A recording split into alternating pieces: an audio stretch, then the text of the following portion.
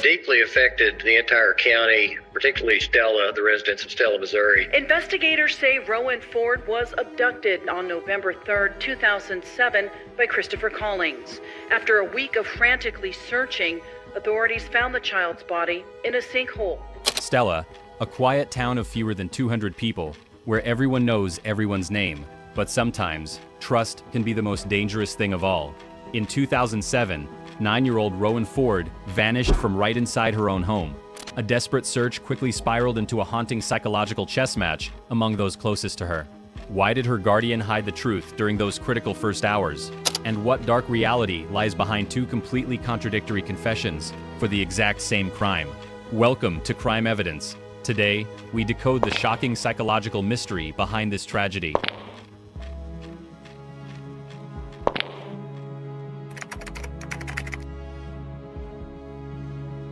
Deep in the heart of southwest Missouri lies Stella, a tiny, close-knit town with a population of fewer than 200 people. In isolated communities like this, doors are rarely locked, and neighbors are treated as extended family. This environment fosters a powerful yet fragile psychological phenomenon, the illusion of absolute safety. It is a dangerous complacency, the comforting belief that tragedy happens elsewhere, which often causes adults to lower their guard. In these quiet spaces, collective trust inadvertently creates a vacuum of vigilance. People assume that because everyone knows everyone, malice cannot find a foothold. But as historical behavioral analysis shows, the most devastating threats do not always knock loudly at the front door. They often manifest when protection is quietly withdrawn. At the center of this quiet world was 9-year-old Rowan Ford, a fourth grader who embodied pure innocence. Rowan was a gentle, hard-working girl who found solace in the simplest joys of childhood. Riding her blue bicycle, losing herself in books, and drawing in her room. Her life was deeply anchored to her local church, where she would eagerly arrive early on Sunday mornings, just to sit on the steps, waiting to help the pastor set up for the day's service. Teachers and neighbors remembered her as a vibrant ray of sunshine, a sweet child who always tried her absolute best. Yet beneath her bright smile lay a profound vulnerability. She was a young child who relied entirely on the protective instincts of the adults around her, to shield her from the outside world. The fragile boundary of that protection shattered on the night of November 2nd, 2007. With her mother away working an overnight shift, the responsibility of safeguarding Rowan fell entirely on her 25-year-old stepfather, David Spears.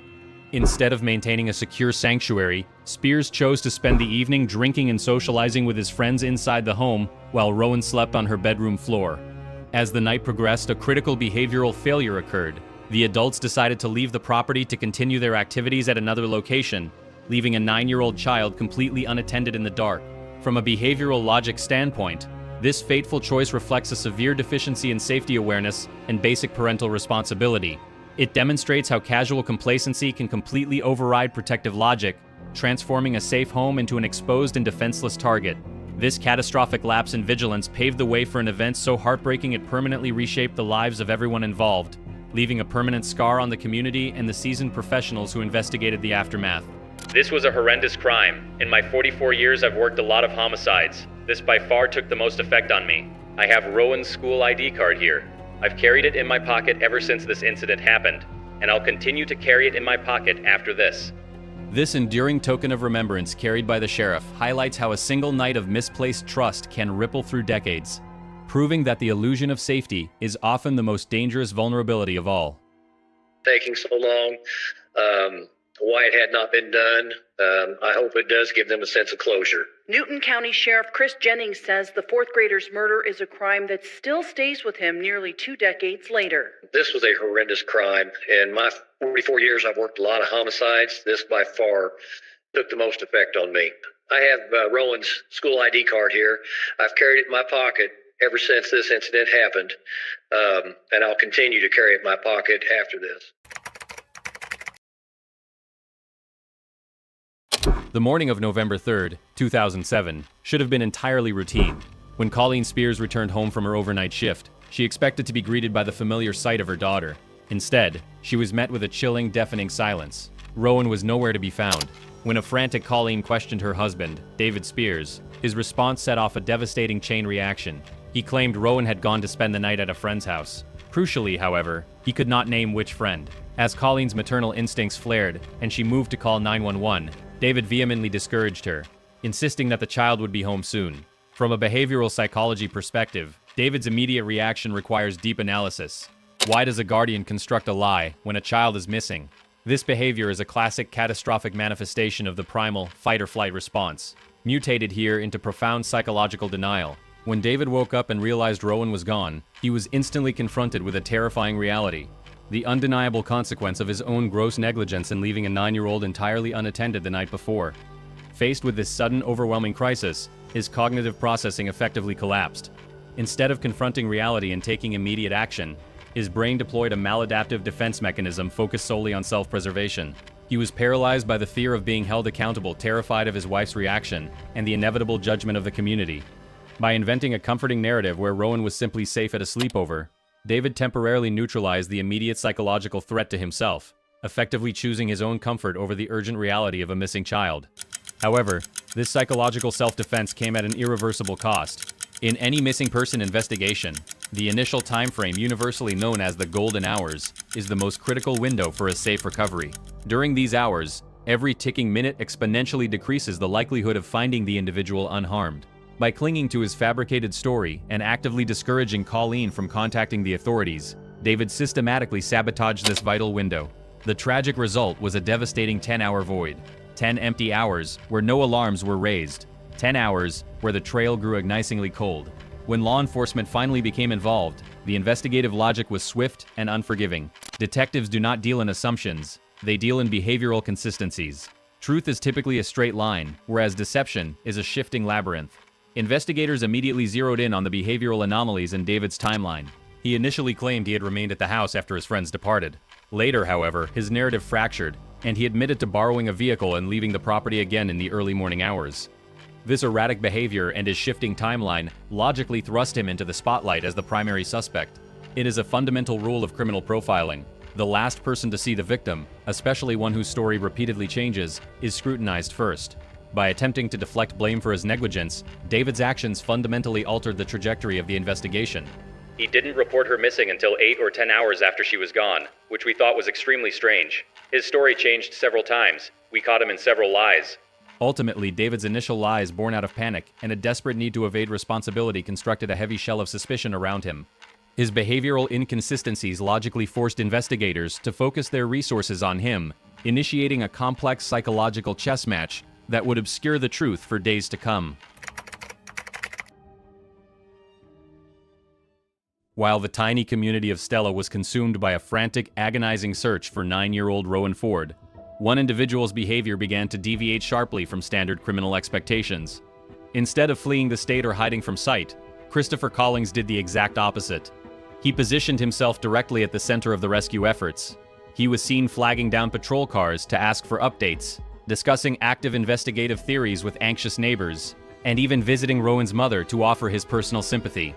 To anyone watching, he looked like a deeply concerned, polite family friend, the familiar figure the victim affectionately called Uncle Chris. But beneath this cooperative exterior, a complex psychological game was playing out, driven by an anomaly known in criminal profiling as investigation stalking. Why does a perpetrator choose to stay close to the authorities rather than running away? In behavioral logic, inserting oneself into an active missing person case serves two distinct psychological purposes. Aggressive surveillance. By remaining near the detectives, the perpetrator can gauge the progress of the case firsthand, monitor what evidence has been uncovered, and attempt to subtly manipulate the narrative. Collings went so far as to point fingers at the stepfather, even offering to wear a wire for the FBI to gather information. He wanted to project the image of the ultimate ally. The crushing weight of guilt. Carrying the absolute truth of a terrible act generates immense cognitive dissonance, an intense internal conflict. Over time, the mind undergoes an agonizing buildup of psychological pressure, creating a subconscious desperation to unburden itself. The perpetrator yearns for relief from the emotional weight, but their self-preservation instinct prevents them from telling just anyone. They require a specific safe vehicle for their admission. For Collings, that emotional anchor was Wheaton Chief of Police Clinton Clark. Chief Clark had known Christopher for 17 years, offering personal guidance and a steady hand when Collings lost his mother during his youth. This deep-seated childhood attachment became the ultimate flaw in Collings' psychological armor. He did not view the chief as an aggressive interrogator, but as a figure of safety. When the news broke on November 9 that Rowan's body had been discovered in a remote sinkhole, the sudden shift in reality completely shattered Collings' composure. Overwhelmed by panic, he didn't seek a lawyer. He sought Chief Clark. Refusing to step foot into a crowded police station, Collings demanded a private space to talk. Chief Clark drove him to the isolated Muncie Bridge just outside of town. As they stepped out of the vehicle, the psychological chess match reached its absolute endgame. The mask of the helpful volunteer dropped entirely. Before the chief could even begin a formal questioning session, Collings held out his hands, voluntarily offering his wrists to be secured. When Chief Clark calmly told him that handcuffs weren't necessary at that moment, Collings looked at the man he had trusted since childhood and delivered a hauntingly logical response. "For what I'm about to tell you, you will." Sitting on the quiet slope near the bridge, the facade unraveled completely. Collings broke down and detailed the exact timeline, explaining how he entered the home to take the child while the house was empty. This dramatic shift highlights the profound vulnerability of the criminal mind when the desperate need to relieve psychological weight ultimately overrides the primal instinct for self-preservation. If you want to dive deeper into the dark logic of criminal behavior and explore how behavioral data unravels history's most baffling cases, make sure to subscribe to the channel. Hit the notification bell so you never miss an episode of Crime Evidence as we break down the hidden mechanics of forensic psychology and justice. In November of 2007, Collings abducted, raped, and murdered 9-year-old Rowan Ford from Stella, Missouri in Newton County. He later threw her body into a sinkhole known as Fox Cave near Powell, Missouri in McDonald County. Current records show Collings burned the rope he used to strangle Ford, the blood-stained clothing he wore during the attack, and his blood-stained mattress. Collings eventually confessed. As the investigation into the disappearance of Rowan Ford deepened, law enforcement encountered a baffling psychological maze. While the public focus was split, detectives were forced to look closely at the highly erratic behavior of the stepfather, David Spears. This brings us to the first major hypothesis of the case. David Spears was not merely a negligent bystander, but an active participant who was physically present during the commission of the crime. To evaluate this hypothesis, we must analyze the most compelling piece of objective logic in the entire case file: the discovery of the hidden location. On November 8, a full day before sheriff's deputies officially located Rowan, the Newton County coroner, Mark Bridges, who was a former sheriff and a trusted employer to both men, took David out to search the area. Bridges was working closely with federal investigators and was wearing a hidden recording device. During their drive, Bridges decided to employ a clever psychological technique, asking David to play devil's advocate and put himself in the mind of Christopher Collings. The result was deeply unsettling. Without hesitation, David directed Bridges to a highly obscured, remote sinkhole in McDonald County, known locally as Fox Cave. I said, "I would suspect Chris might be involved with this. And if you were Chris, what would you do with Rowan's body?" And he thought a minute. I said, let's go look some places. So we went and looked, and the first place he took me to was the hole in the ground. From a purely logical standpoint, this action is incredibly difficult to dismiss as a random guess. Fox Cave is not a prominent landmark. It is an obscured opening situated roughly 30 feet off a rural road in a densely wooded area. How could an individual who claimed to be completely asleep at home during the timeline of the disappearance navigate directly to the exact resting place of the victim? Investigative logic strongly suggests that David possessed first-hand intimate knowledge of the crime's aftermath, indicating he was there when the victim was hidden. This logical anchor gained even more weight when David was brought back in for questioning. Confronted with the reality that the body had been found, David delivered a detailed, multi-layered confession. He stated that he had witnessed the initial harms against Rowan at the trailer, actively participated in the tragic outcome, and helped transport and hide the victim using his mother's vehicle. If we accept this hypothesis as true, what psychological mechanisms explain his behavior? First, we must consider the phenomenon of a memory unraveling through the fog of heavy intoxication. David repeatedly stated he had blacked out that night. In behavioral psychology, when an individual experiences a severe alcohol-induced memory gap, their mind becomes highly vulnerable to external suggestions. Under the intense, prolonged pressure of a high-stakes interrogation, a suspect's cognitive defenses can erode. They may begin to piece together fragmented memories with the details provided by investigators, eventually constructing a narrative where they genuinely believe they are guilty. Second, David's confession might represent a psychological mutation of profound guilt. David knew that his choice to leave a 9-year-old child entirely alone in the middle of the night was the direct catalyst for this tragedy. The crushing weight of this responsibility can cause an intense psychological breakdown. To his conscience, his catastrophic failure to protect Rowan felt just as heinous as the physical act of harming her. In a twisted effort to accept punishment and share the immense burden of the outcome with his longtime friend, his mind may have fully embraced a reality where he was a co-conspirator, transforming internal negligence into an explicit admission of guilt. The two appeared in court in Cassville and Berry County, Missouri. The two were arrested on Monday, 3 days after Rowan Ford's body was found about 10 miles from her home. According to investigators, both men have admitted taking part in the crime, but today in court entered pleas of not guilty. Today, Spears and Collins were heavily guarded, wearing both wrist and leg shackles. Ford's mother, Colleen Spears, was also in court today, joined by several family members. While many in the community of Stella continue to grieve and hope for justice, they did not attend court proceedings this morning. After a week of frantically searching, authorities found the child's body in a sinkhole in McDonald County, about 10 miles from her home. She'd been raped and strangled. Investigators say Collins eventually confessed, saying he also burned the rope he used to strangle Rowan, the bloodstained clothing he wore during the attack, and his bloodstained mattress. A lot of people have questioned. While the hypothesis of a shared conspiracy presents a highly dramatic twist for any investigator, a second, far more scientifically grounded hypothesis exists. Christopher Collins acted entirely alone. Under this analytical lens, David Spears' shocking self-incrimination is reclassified as a classic textbook phenomenon, a false confession born out of psychological collapse, intense interrogation fatigue, and a broken mind. To understand how a lone actor executed this crime, we must look away from the emotionally charged interrogation tapes and focus strictly on the immutable logic of time, space, and physical data. The foundational pillar of this lone actor hypothesis rests on a highly precise timeline gap created by geography and intoxication. On the night of November 2, when the three men wrapped up their gathering at the trailer, Nathan Mahurin made a very specific logistical decision.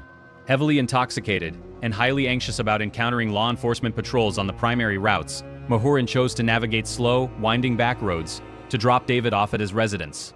This deliberate detour created a significant mathematically predictable delay. Christopher, operating with swift intent, immediately boarded his pickup truck and took the high-speed main highway, the fastest possible route back to Stella. Because the highway cut travel time in half, Christopher managed to arrive at the residence, enter the structure, and depart with the victim before Mahurin's vehicle had even turned onto David Street.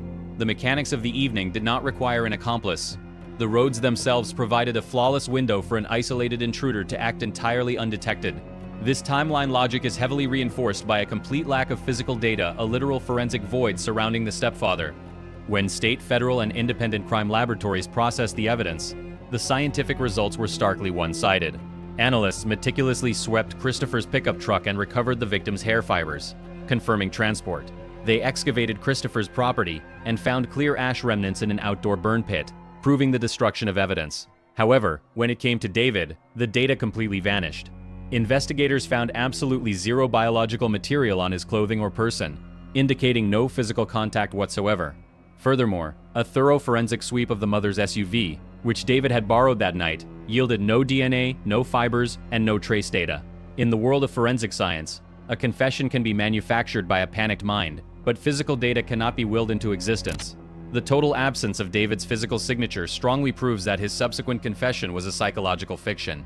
If the physical data points exclusively to a single perpetrator, how do we explain the escalation from an initial intrusion to a tragic outcome?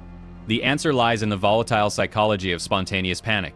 When Christopher entered the dark bedroom, his entire plan relied on the cover of night and the victim's deep sleep to maintain total anonymity. But a catastrophic shift occurred. The victim woke up, looked over her shoulder, and recognized the face of the man who had lived in her home. She recognized Uncle Chris. In criminal profiling, unexpected recognition by a victim completely dismantles an offender's cognitive control. A sharp, blinding panic immediately overwrites any original intent. Christopher instantly realized that the moment she spoke his name, his life as he knew it was effectively over. To protect his own identity, he made a sudden, morbidly defensive choice to eliminate the only witness who could expose him. This was not a calculated, premeditated plot hatched by two men. It was an isolated, frantic act of self-preservation executed entirely by a lone actor trapped by his own fatal mistake. If you want to stay updated as we untangle the deep psychological mechanics of history's most complex trials, make sure to subscribe to the channel and join our community at Crime Evidence.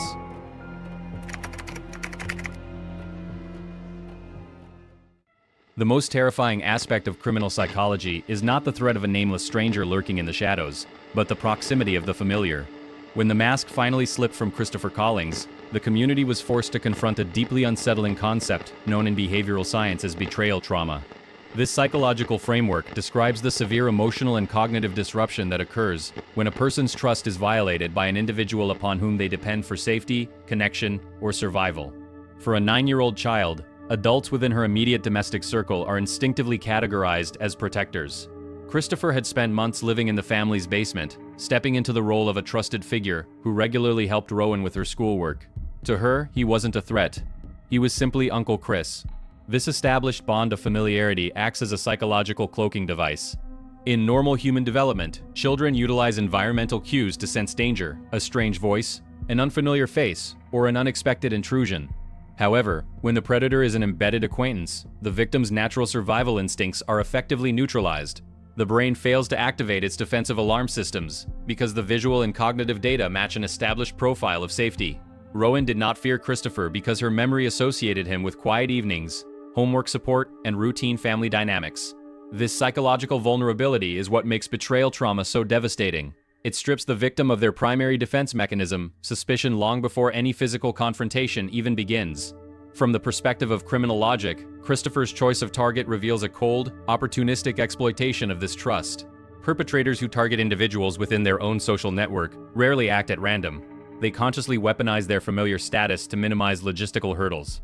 Christopher thoroughly understood the internal rhythm of the household. He knew the layout of the building. He knew the mother worked regular overnight shifts, and he knew precisely when the residents would be left exposed. More importantly, Christopher relied on his familiar facade as an invisible key to gain entry without causing an immediate disturbance. In a small town where any strange noise or sudden outcry would draw instant attention from nearby neighbors, executing an intrusion requires absolute silence. By utilizing his status as a trusted family friend, Christopher ensured that even if the victim woke up, his presence would not immediately trigger panic. Familiarity eliminates the friction of resistance. If a child opens her eyes in the dark and sees a stranger, the immediate physiological response is to scream. But if she sees a familiar face, the brain hesitates, processing the event as a confusing but non-threatening anomaly. Christopher used this brief, critical window of hesitation to carry out his actions smoothly, preventing any outcry or struggle that could have alerted the outside world. Ultimately, the behavioral analysis of this phase reveals that the tragic efficiency of the crime was not the result of a sophisticated tactical breach, but rather the calculated manipulation of an innocent child's trust. The familiar mask allowed the threat to walk straight through the defenses of the home, proving that the ultimate vulnerability is often found not in a lack of physical security, but in the presence of unearned trust.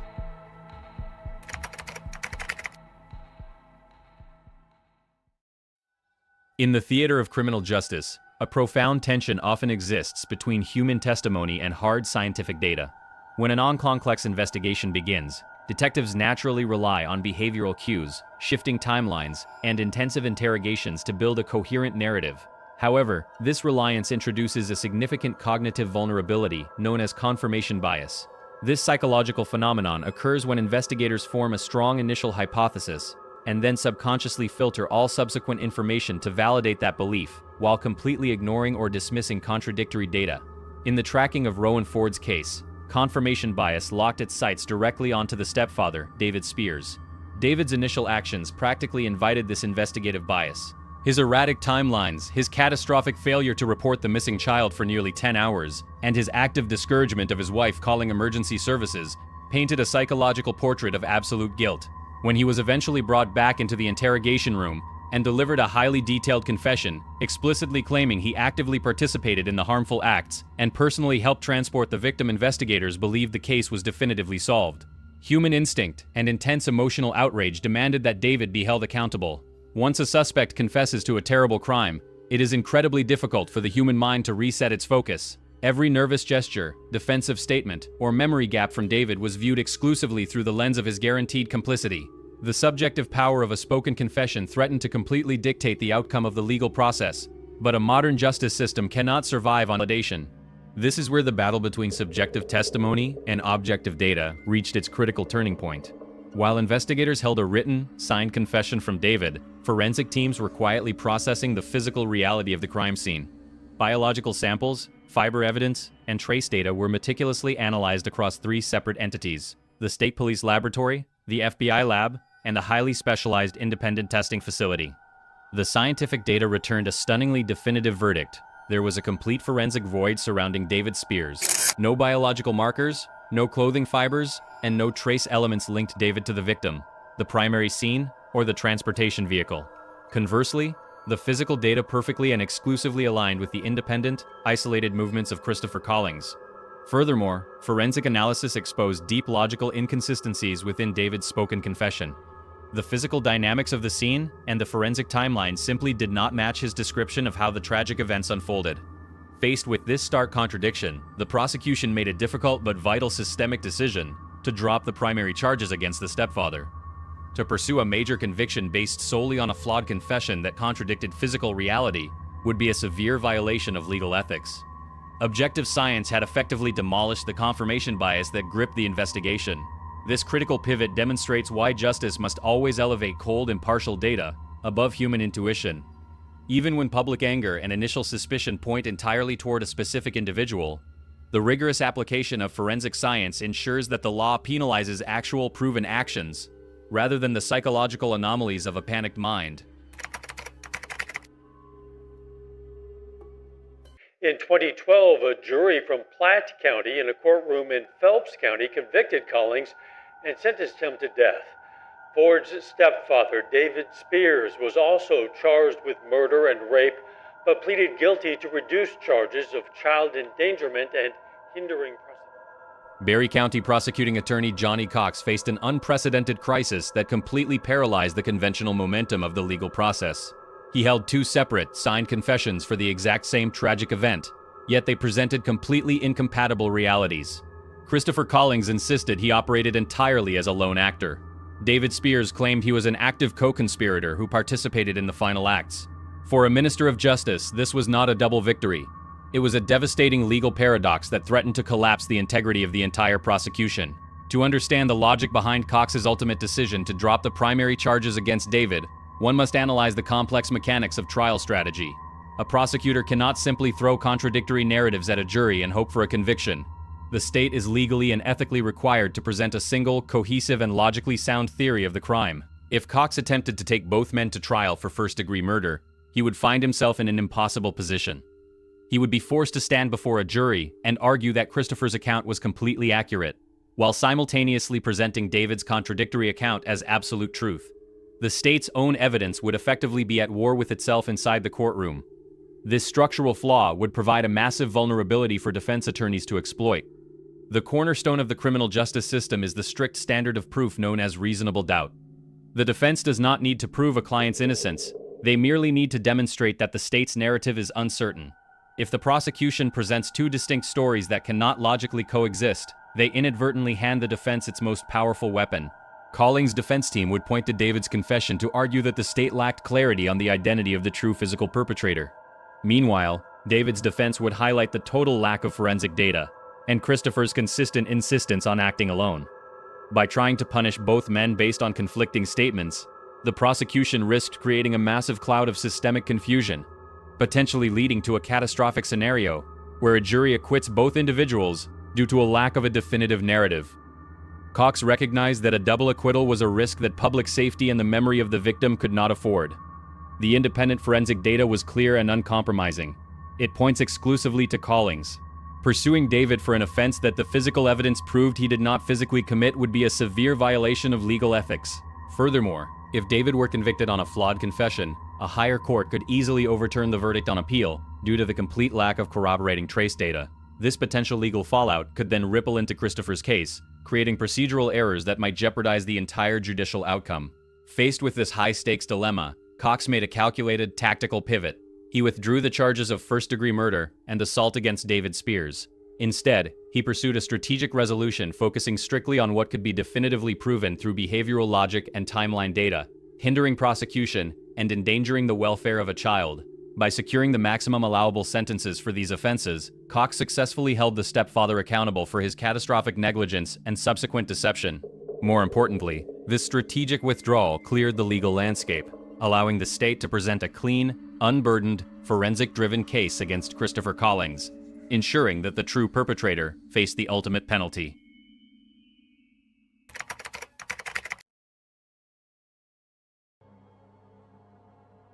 When the state of Missouri brought Christopher Collings to trial, the courtroom transformed into a high-stakes arena where forensic facts clashed directly with psychological mitigation. Facing the ultimate legal penalty, the defense team recognized that they could not dispute the overwhelming physical data linking their client to the crime scene. Instead, they focused their strategy entirely on the offender's personal history, attempting to construct a robust psychological shield around his actions to reduce his legal culpability in the eyes of the jury. The defense introduced detailed testimony from developmental experts who mapped out a bleak, highly unstable childhood characterized by profound emotional deprivation. As the youngest of 6 children who were all eventually removed from their biological parents and placed into the foster care system due to chronic family instability, Christopher experienced a total lack of consistent love and emotional support during his most critical developmental years. Experts diagnosed him with severe disorganized dissociative attachment disorder and intermittent explosive personality disorder. They argued that this early neglect left him fundamentally damaged, stunting his emotional growth and rendering him incapable of forming healthy human connections or processing intense panic with rational deliberation. The defense urged the jury to view the event not as a calculated plot, but as a chaotic, unguided reaction from a broken individual who lacked the mental tools to navigate a sudden crisis. However, this psychological mitigation strategy encountered an unyielding wall of logical refutation from the jury. While the jurors acknowledged the tragedy of Christopher's early life, their primary legal responsibility was to evaluate his cognitive control and intent during the specific timeline of the offense. In criminal law, a troubled past can provide context for an offender's emotional deficits, but it cannot erase legal accountability for deliberate actions. The jury's counterargument relied on a strict, objective analysis of Christopher's behavior before, during, and after the confrontation. They noted that to accept the defense's theory of a purely impulsive, uncontrollable surge of panic, the offender's subsequent actions would have to reflect that same chaotic confusion. The empirical data, however, demonstrated a high level of systematic calculation. The prosecution systematically proved that an individual completely incapacitated by a psychological disorder does not execute a highly structured professional cover-up. Christopher's choices following the incident revealed a sharp, intact cognitive focus. He meticulously selected a highly obscured remote sinkhole miles away to hide the victim, demonstrating clear spatial awareness and a conscious intent to prevent detection. He then returned to his property to engage in an organized destruction of evidence, burning items inside a wood stove to erase trace data. Most tellingly, he evaluated the risks of his cleanup process, realizing that burning a bulky mattress out in the open would create an unusually large fire and draw immediate public suspicion from neighbors. He rationally rolled it up, contained it within a metal drum, and moved it inside a barn to hide the flames. Furthermore, his interactions with law enforcement in the days that followed, fabricating a timeline to match his friend's account, deliberately omitting incriminating details, and proactively monitoring the local police chief, reflected a controlled, deliberate effort to evade justice. These were the sequential, logical choices of a person who fully understood the wrongfulness of his actions and possessed the cognitive clarity necessary to manipulate reality. By prioritizing the cold logic of his post-offense behavior over his developmental trauma, the jury concluded that past suffering cannot excuse conscious choices, ultimately delivering a verdict of first-degree murder. An execution date has been requested for Christopher Collings. He was convicted for the abduction, rape, and murder of a 9-year-old from Stella, Missouri. Investigators say he threw Rowan Ford's body into a sinkhole in McDonald County.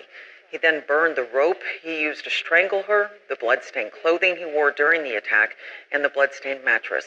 Investigators say he eventually confessed. If the Missouri Supreme Court chooses to issue an execution warrant, the date will be set between 90 and 120 days after. On December 3, 2024, the long and agonizing legal journey of the Rowan Ford case finally reached its absolute conclusion at the State Correctional Center in Bonne Terre, Missouri. Christopher Collings, 49 years old, faced the ultimate penalty via a lethal injection of pentobarbital, with his death officially pronounced just 9 minutes later. Yet the final chapter of this tragedy was defined not by quiet accountability, but by a striking display of cognitive dissonance from the perpetrator.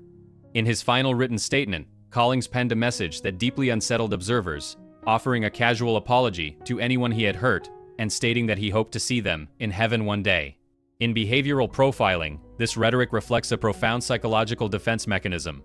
It allows a detached individual to completely separate their horrific historical choices from their self-perceived spiritual standing, attempting to claim moral absolution while entirely failing to comprehend the permanent reality of the innocent life they extinguished.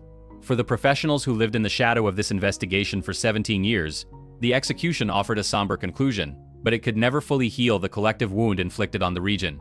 Newton County Sheriff Chris Jennings, who carried Rowan's school identification card in his uniform pocket every single day for nearly 2 decades, reflected that true justice could only ever be partial. The permanent scar left on the community was a painful reminder of a systemic breakdown. Jennings noted with profound regret that while various local hotlines had received concerning reports regarding the vulnerabilities in Rowan's domestic life long before the tragedy, that vital data was never properly funneled to law enforcement. This massive communication failure effectively left a child isolated, highlighting a devastating reality. The institutional safety nets designed to safeguard the vulnerable are only as effective as the active, coordinated vigilance of the community supporting them. This narrative delivers a vital societal and operational lesson that remains highly relevant today. The tragedy fundamentally revolutionized how law enforcement agencies in the region conduct protective investigations involving children. The operational philosophy shifted permanently from a reactive stance to an uncompromisingly proactive one. Investigators learned the hard way that when a child's safety is compromised, waiting for absolute undeniable proof before taking action is a luxury that costs lives. Today, the agency operating under this legacy prioritizes immediate intervention over domestic preservation, actively choosing to remove vulnerable individuals from high-risk environments at the very first sign of instability. On a broader scale, the core lesson of this case is a stark warning against the dangers of social complacency. It proves that inside small, tightly knit towns, the comforting belief that everything is fine because we are neighbors can create a fatal blind spot, reminding us that protecting the innocent requires constant awareness rather than passive trust. Thank you for following this comprehensive, multi-part analytical series into one of the most structurally and psychologically complex cases in modern forensic history. If you value highly detailed, data-driven deep dives into criminal logic, behavioral analysis, and the cold mechanics of systemic justice, please take a moment to subscribe to the channel. By joining our community at Crime Evidence, you help us continue to unmask the hidden truths and preserve the critical lessons hidden within historical case files. Turn on the notification bell so you never miss an upcoming Kishban dossier breakdown, and share your analytical thoughts on this conclusion in the comments below.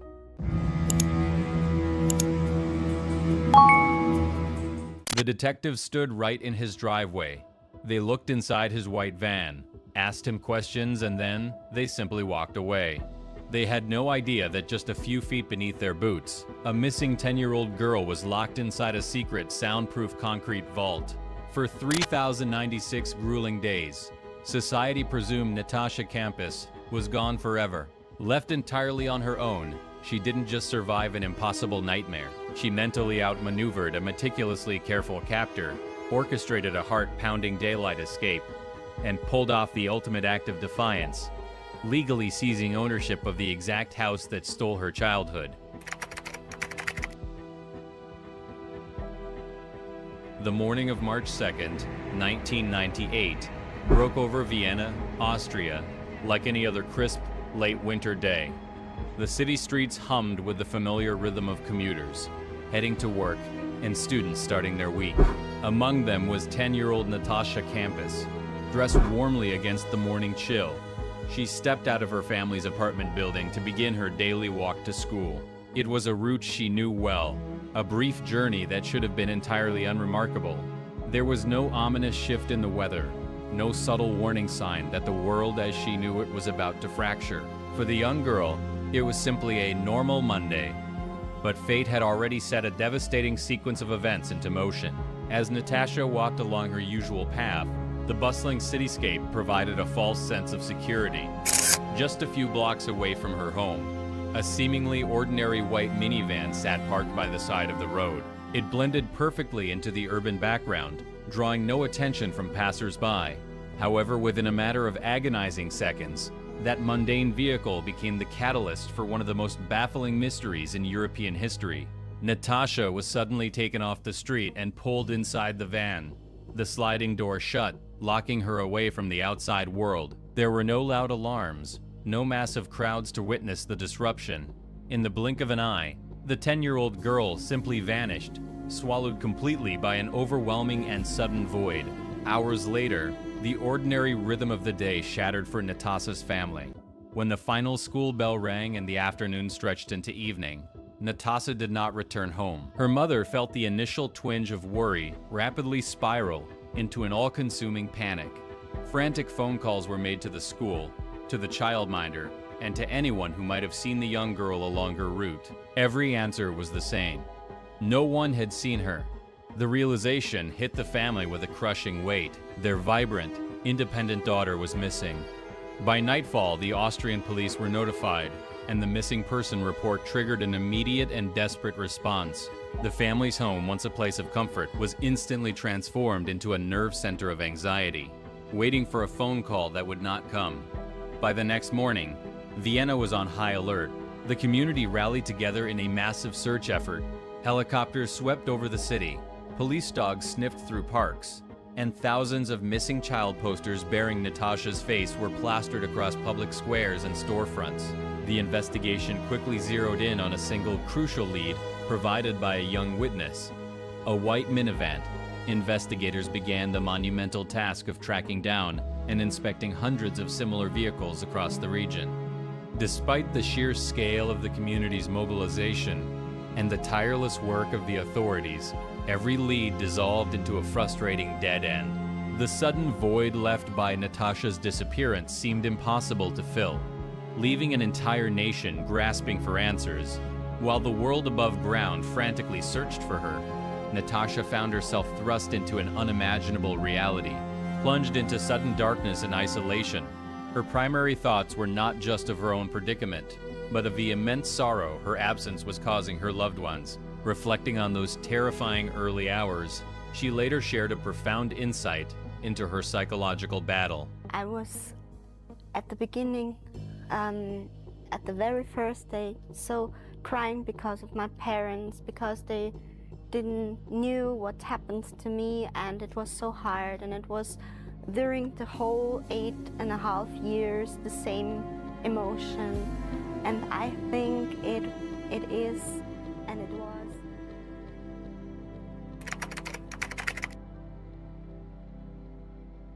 Transitioning from the abrupt disappearance above ground, the narrative descends into the architectural manifestation of absolute control for the next 8.5 years.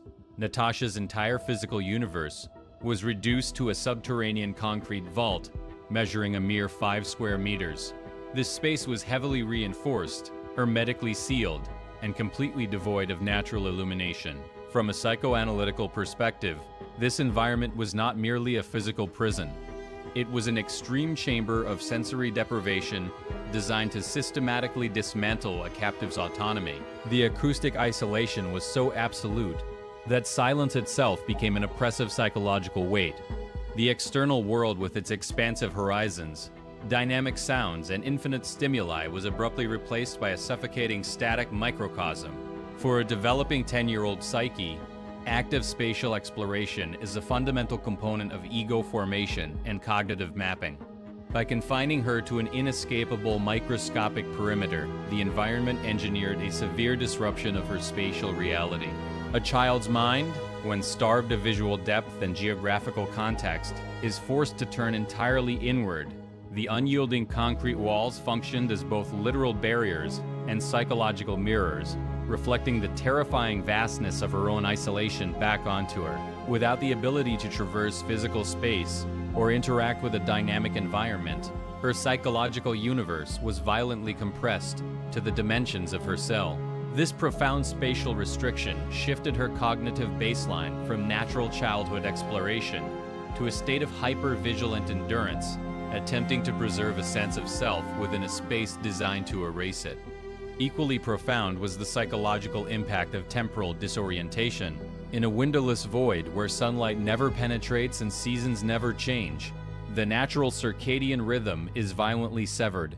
Time quickly loses its linear progression, dissolving into an amorphous, disorienting continuum. Psychoanalytically, the absence of day and night creates a state of temporal suspension or psychological stasis. A child structures her understanding of reality and self-growth through daily routines, the setting of the sun, and the changing of the calendar. Stripped of these crucial external chronobiological anchors, she was cast adrift in a timeless vacuum. The past became a distant, fading echo of a former life, while the future ceased to exist as a tangible, conceivable concepted. There was only an endless, repetitive present, To prevent total cognitive fragmentation against this severe chronobiological disruption, the psyche must manufacture its own reality. Denied external markers, Natasha had to construct an internal psychological clock, building a mental scaffolding to measure the immeasurable hours. She meticulously counted seconds and cataloged minor internal shifts to maintain a grip on a reality that was actively being denied to her. This subterranean world was meticulously constructed to induce complete dependency and erase the captive's sense of agency. Yet, within this extreme psychological vacuum, a remarkable mechanism of psychic survival was activated. When the external environment provides nothing but sensory starvation and spatial entrapment, the human mind must adapt to survive structural collapse. In this dark void, the absolute denial of physical freedom forced the cultivation of a profound internal resilience. Denied physical liberty, her mind sought refuge in the abstract, relying on an extraordinary internal fortitude to navigate the terrifying spatial and temporal disorientation. The 5-square-meter cell, intended by its architect to be a tomb for her developing identity, inadvertently became the severe crucible wherein an unbreakable psychological endurance was forged.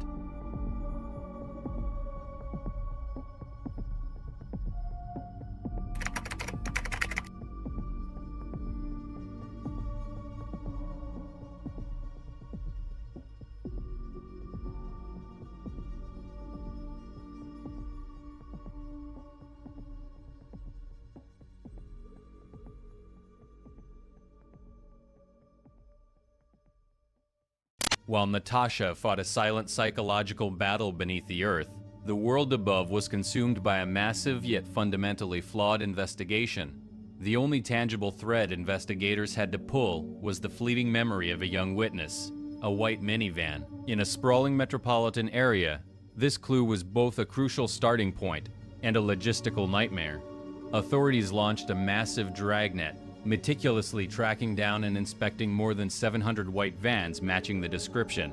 It was a painstaking process of elimination, driven by desperation and a rapidly ticking clock. The dragnet eventually led detectives straight to the doorstep of Wolfgang Pricklip, a 35-year-old communications technician. On paper, he was just another mundane name on a remarkably long list of vehicle owners.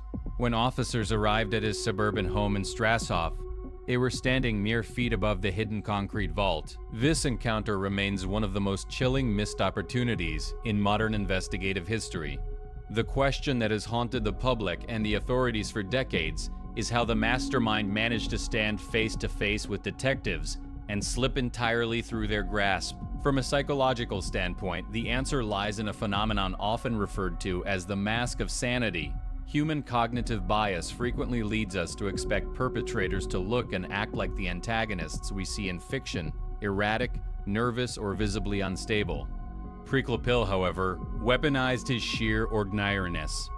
When questioned by the authorities, he did not exhibit the micro-expressions of panic, avoidance, or guilt that trained interrogators typically look for. Instead, he presented himself as exceptionally polite, cooperative, and entirely undisturbed by the police presence.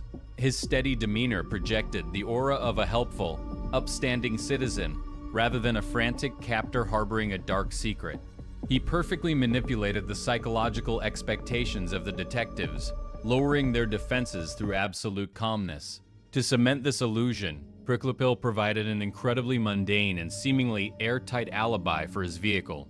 He calmly explained that he had been using the white minivan to transport heavy construction rubble for ongoing renovations at his property. When officers glanced at the van, the visible dirt and debris perfectly corroborated his story. It was a masterclass in psychological deflection. By offering a logical, easily verifiable explanation for the van's condition, he successfully bypassed any deeper suspicion. The investigators, overwhelmed by the sheer volume of their 700-person suspect list and entirely disarmed by his cooperative nature, checked his name off their roster and walked away. They departed without realizing the tragic irony of the situation. The very construction materials he claimed to be transporting were likely the exact supplies used to build and conceal the subterranean cell located right beneath their boots. This critical blind spot highlights a tragic flaw in investigative psychology, the tendency to accept surface-level normalcy at face value. For Natasha, this missed clue meant the heavy door to the outside world was firmly sealed for another 8 years, leaving her to rely entirely on her own internal fortitude. The psychology of human survival is incredibly complex, and a child's ability to adapt to such profound isolation is both terrifying and awe-inspiring. We will dive deeper into Natasha's remarkable coping mechanisms and her intellectual rebellion in the upcoming segments. If you are captivated by these deep psychological analyses of true survival stories, make sure to subscribe to the Crime Evidence channel and hit the notification bell. Join our community as we continue to unravel the hidden layers of the human mind and explore how a trapped captive managed to mentally outmaneuver her captor. Stay tuned for Part 4, where we explore her incredible intellectual resistance.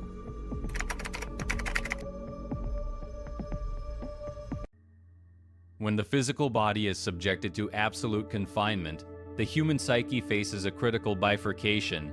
It must either surrender to the sensory deprivation and undergo profound cognitive atrophy, or it must mount a fierce internal rebellion to preserve its structural integrity. In the bleak, concrete silence of her subterranean cell, Natasha chose the latter. Recognizing early on that her physical autonomy had been entirely stripped away, she instinctively pivoted to the only territory she could still fiercely defend, her own mind.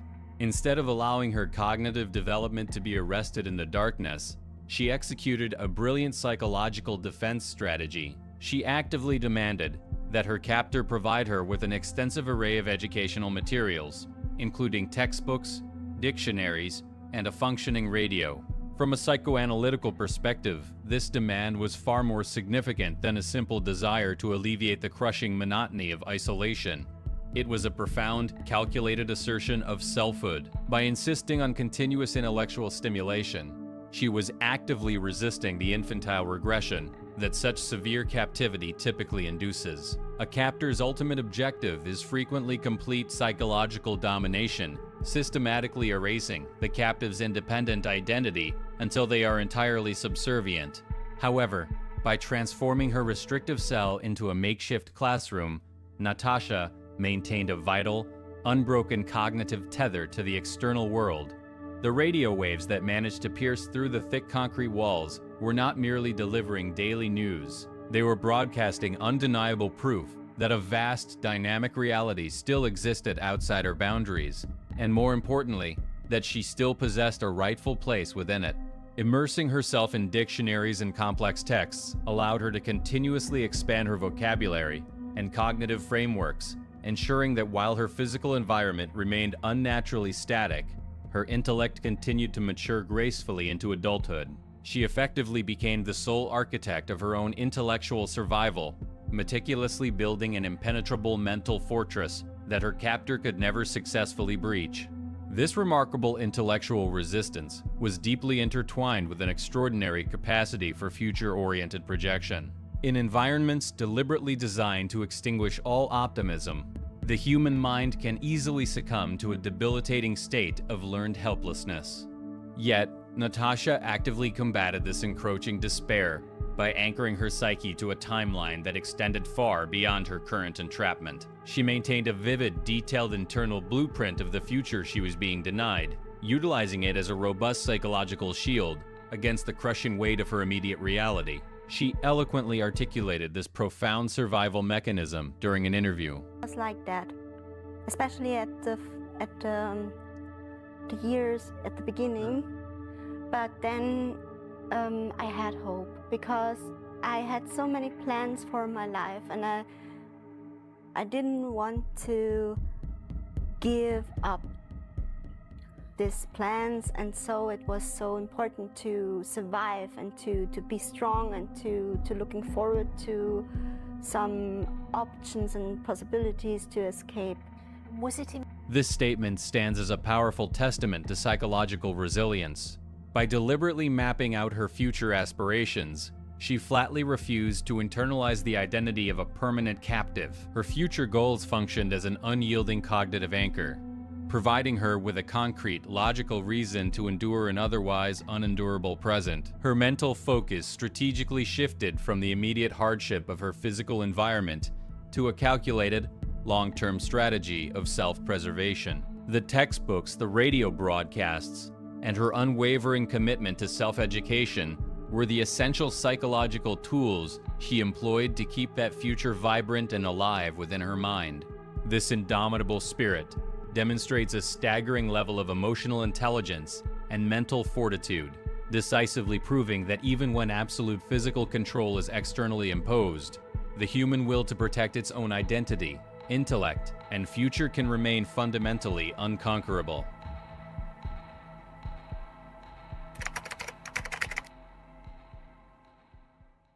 In the later years of her captivity, a paradoxical shift occurred in Natasha's routine. Her captor began allowing her brief, highly monitored excursions into the outside world, such as quick trips to the grocery store or a local hardware shop. To an uninformed observer, these moments might appear as glaring opportunities for immediate escape or a desperate cry for help. However, from a psychological perspective, physical proximity to the public does not equate to freedom when the mind remains securely imprisoned. The invisible chains of coercive control are often far stronger than the concrete walls of a subterranean vault. Over the years, her captor had systematically engineered a psychological environment where absolute compliance was perceived as the only mechanism for survival. He maintained a suffocating proximity during these outings, constantly projecting a silent but lethal authority. The threat was not always overt. It was deeply embedded in a subtle glance, a shift in posture, and the deeply ingrained understanding of the severe consequences of defiance. Furthermore, the captor utilized a sophisticated method of psychological manipulation by introducing the threat of collateral damage. He explicitly conditioned her to believe that any attempt to signal for help would not only result in dire repercussions for herself, but would also endanger the lives of the innocent bystanders she approached. This placed an agonizing moral burden on a young, empathetic mind. She was forced to weigh her own desperate need for liberation against the potential harm she might inadvertently bring to a stranger. This internalized panopticon effect, the overwhelming feeling of being constantly watched and entirely at the mercy of an omnipotent observer, effectively paralyzed her decision-making process. The fear she experienced was not merely a fleeting emotion. It was a profound, systemic terror that dictated her every micro-movement and actively suppressed her natural survival instincts. The psychological phenomenon of learned helplessness further cemented this paralysis. After years of being conditioned to believe that his control was absolute and inescapable, breaking that deep-seated mental programming in a split second required a cognitive leap her mind was temporarily unable to make. Beyond the immediate threat posed by her captor, Natasha faced a colossal internal barrier regarding how the external world would perceive her.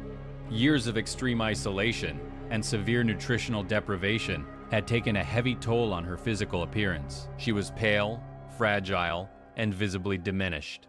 Psychologically, she was acutely aware of this stark contrast between her own physical state and the bustling, healthy individuals walking past her. She harbored a deeply paralyzing fear that if she were to break away and scream for help, strangers would look at her emaciated frame and seemingly erratic behavior and immediately dismiss her as unwell or mentally unstable. The thought of summoning the unimaginable courage to risk absolutely everything, only to be met with disbelief or sheer apathy from the very society she was trying to reach, was a risk too devastating to contemplate. This complex web of psychological manipulation and profound self-doubt is frequently misunderstood by the general public. Armchair critics often question the seemingly passive behavior of captives during such rare public exposures, failing to comprehend the sheer weight of prolonged psychological subjugation. Addressing this widespread misconception, Natasha eloquently articulated the reality of her internal struggle during an interview. Projects for charity projects.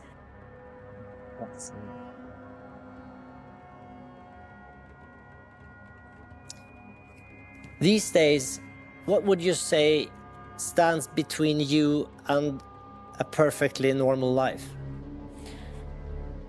Also, ich habe mich langsam damit arrangiert, dass mein Leben, so wie ich es lebe, für mich normal ist. Wie andere Leute leben, weiß ich nicht so genau. Also ich kenne schon viele Menschen, aber ich denke, jeder betrachtet sein Leben als normal. Und so ist es jetzt meins. Now it's been 10 years, and how do you see your future today? How do you see yourself in the coming years?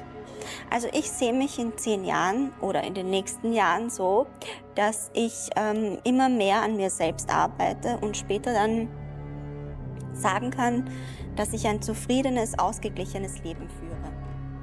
This poignant reflection serves as a crucial reminder that the barriers to freedom are not always constructed from steel and concrete. Often, the most insurmountable obstacles are the psychological walls built through years of calculated intimidation, making the simple act of crying out for help an incredibly complex and daunting impossibility.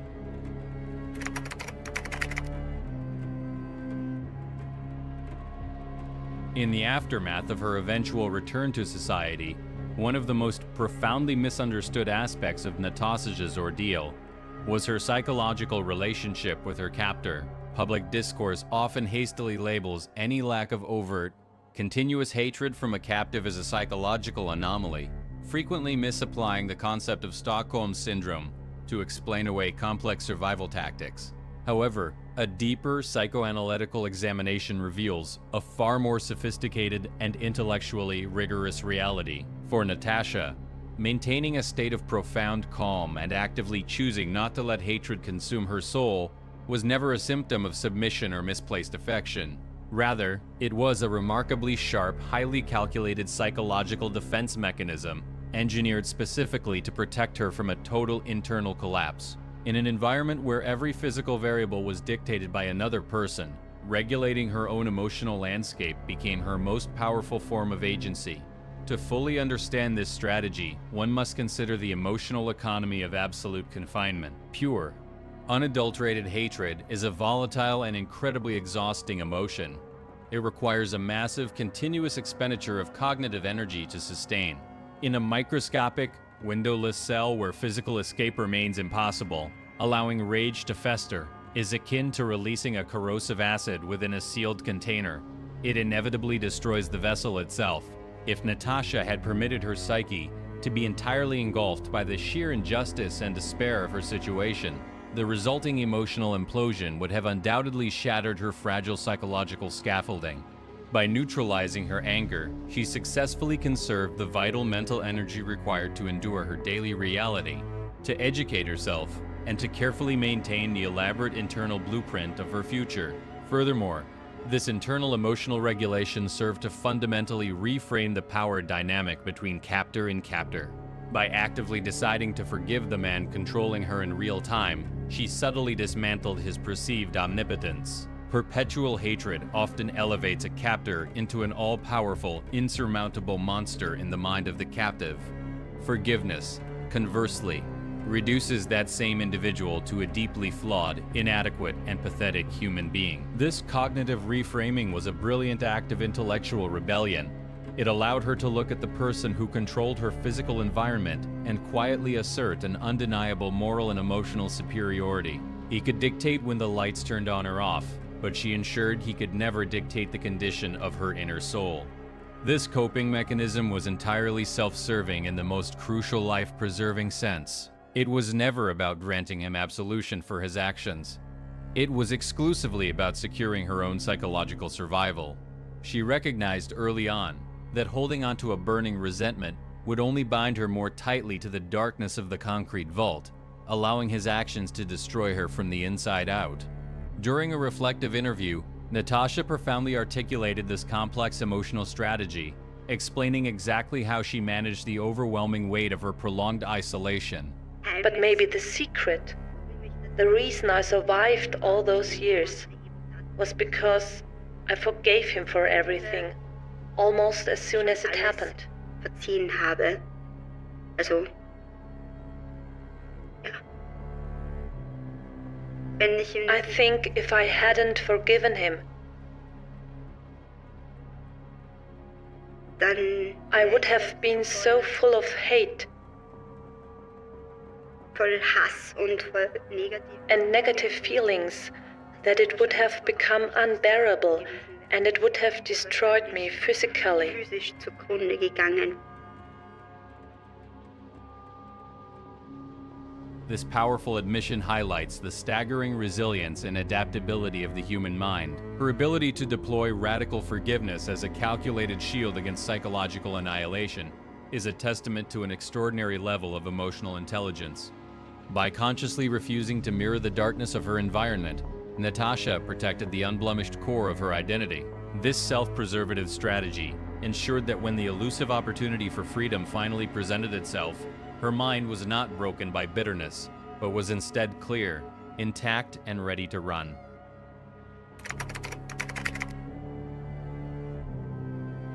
On August 23, 2006, the sun rose over Strasshof just as it had for the previous 3,095 days of Natasha Kampusch's captivity. For a young woman who had spent her formative years navigating the psychological minefield of absolute confinement, this day initially bore all the hallmarks of her suffocating routine. She was instructed to clean her captor's vehicle in the driveway. The heavy front gate, a formidable barrier that had always stood locked and unyielding between her and the outside world, was inexplicably left ajar. It was a minuscule operational error by a man who had prided himself on meticulous, obsessive control as she meticulously maneuvered the vacuum cleaner inside the car. The loud, droning mechanical noise filled the air. Then, the unexpected happened. The captor's mobile phone rang. To hear the caller over the roar of the vacuum, he took a few crucial steps away, briefly breaking his visual and physical hold over her. In the realm of survival psychology, there exists a critical threshold, a fractional window, where the deeply ingrained conditioning of captivity collides with the primal, undeniable instinct for freedom. For 8.5 years, Natasha had been conditioned to believe that any attempt to flee would result in immediate, dire consequences. Yet the persistent intellectual resistance she had cultivated in her concrete cell had kept her mind sharp, waiting for a genuine tactical advantage. The humming vacuum cleaner provided the perfect acoustic cover, and the open gate presented a physical pathway. In that infinitesimally small fraction of time, she had to override a near decade of psychological subjugation. Reflecting on this monumental, life-defining pivot, she recounted the sheer clarity of her thought process. That option, and I thought by myself, I have to do it now because it's a chance and maybe it works. And after then, I was so excited about my captivity, not the captivity, escape of my escape and my freedom. And then I was a little bit shocked about the new experiences and about the new opportunities and everything that might happen. Leaving the vacuum cleaner running to maintain the auditory illusion of her presence, she dropped the hose and bolted. Every step was an immense physical and mental challenge. Her body, severely weakened by years of nutritional deprivation and lack of sunlight, was suddenly propelled by pure, unadulterated adrenaline. She dashed through the open gate, breaking the invisible perimeter of her captor's domain. She didn't just run down the street. She strategically darted through neighbors' gardens and scrambled over fences, desperate to throw off any potential pursuit. Her mind, previously operating in a state of hyper-vigilant preservation, was now entirely focused on a single objective: finding another human being who would recognize her reality and call the police. The architecture of control had finally fractured. The sheer magnitude of this escape highlights the extraordinary capacity of the human spirit to overcome seemingly insurmountable odds. If you are deeply moved by these meticulously detailed psychological breakdowns of survival and resilience, please make sure to subscribe to the Crime Evidence channel and hit the notification bell. Your support allows us to continue analyzing these incredible true stories of human fortitude and the power of the human mind. When Natasha finally encountered an older woman in a nearby garden who alerted the authorities, the 3,096 days of physical captivity officially ended. However, crossing the threshold into the daylight did not magically erase the labyrinth her captor had built within her mind. True liberation is a dual process. While the physical chains were broken in a matter of minutes, Dismantling the psychological architecture of her captivity would require a lifetime of conscious effort. The transition from a highly controlled, static environment to an unpredictable, boundless world induced a profound cognitive shock. The weight of her stolen youth could not simply be left behind in the subterranean vault. Instead of succumbing to the gravity of her past, Natasha chose to integrate her survival into her identity with remarkable grace. She understood that moving forward required a radical acceptance of her history, coupled with an unwavering commitment to her own future.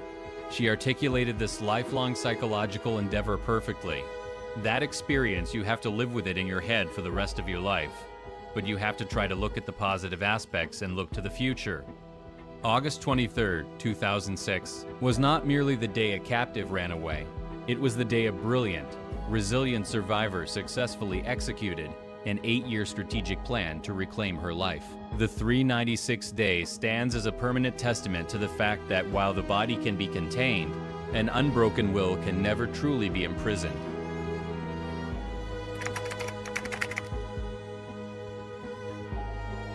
Stepping into the daylight on August 23, 2006, marked the end of Natasha Kampish's physical confinement, but it instantly triggered a profound new psychological hurdle: the immense cognitive shock of re-entering a world that had not waited for her.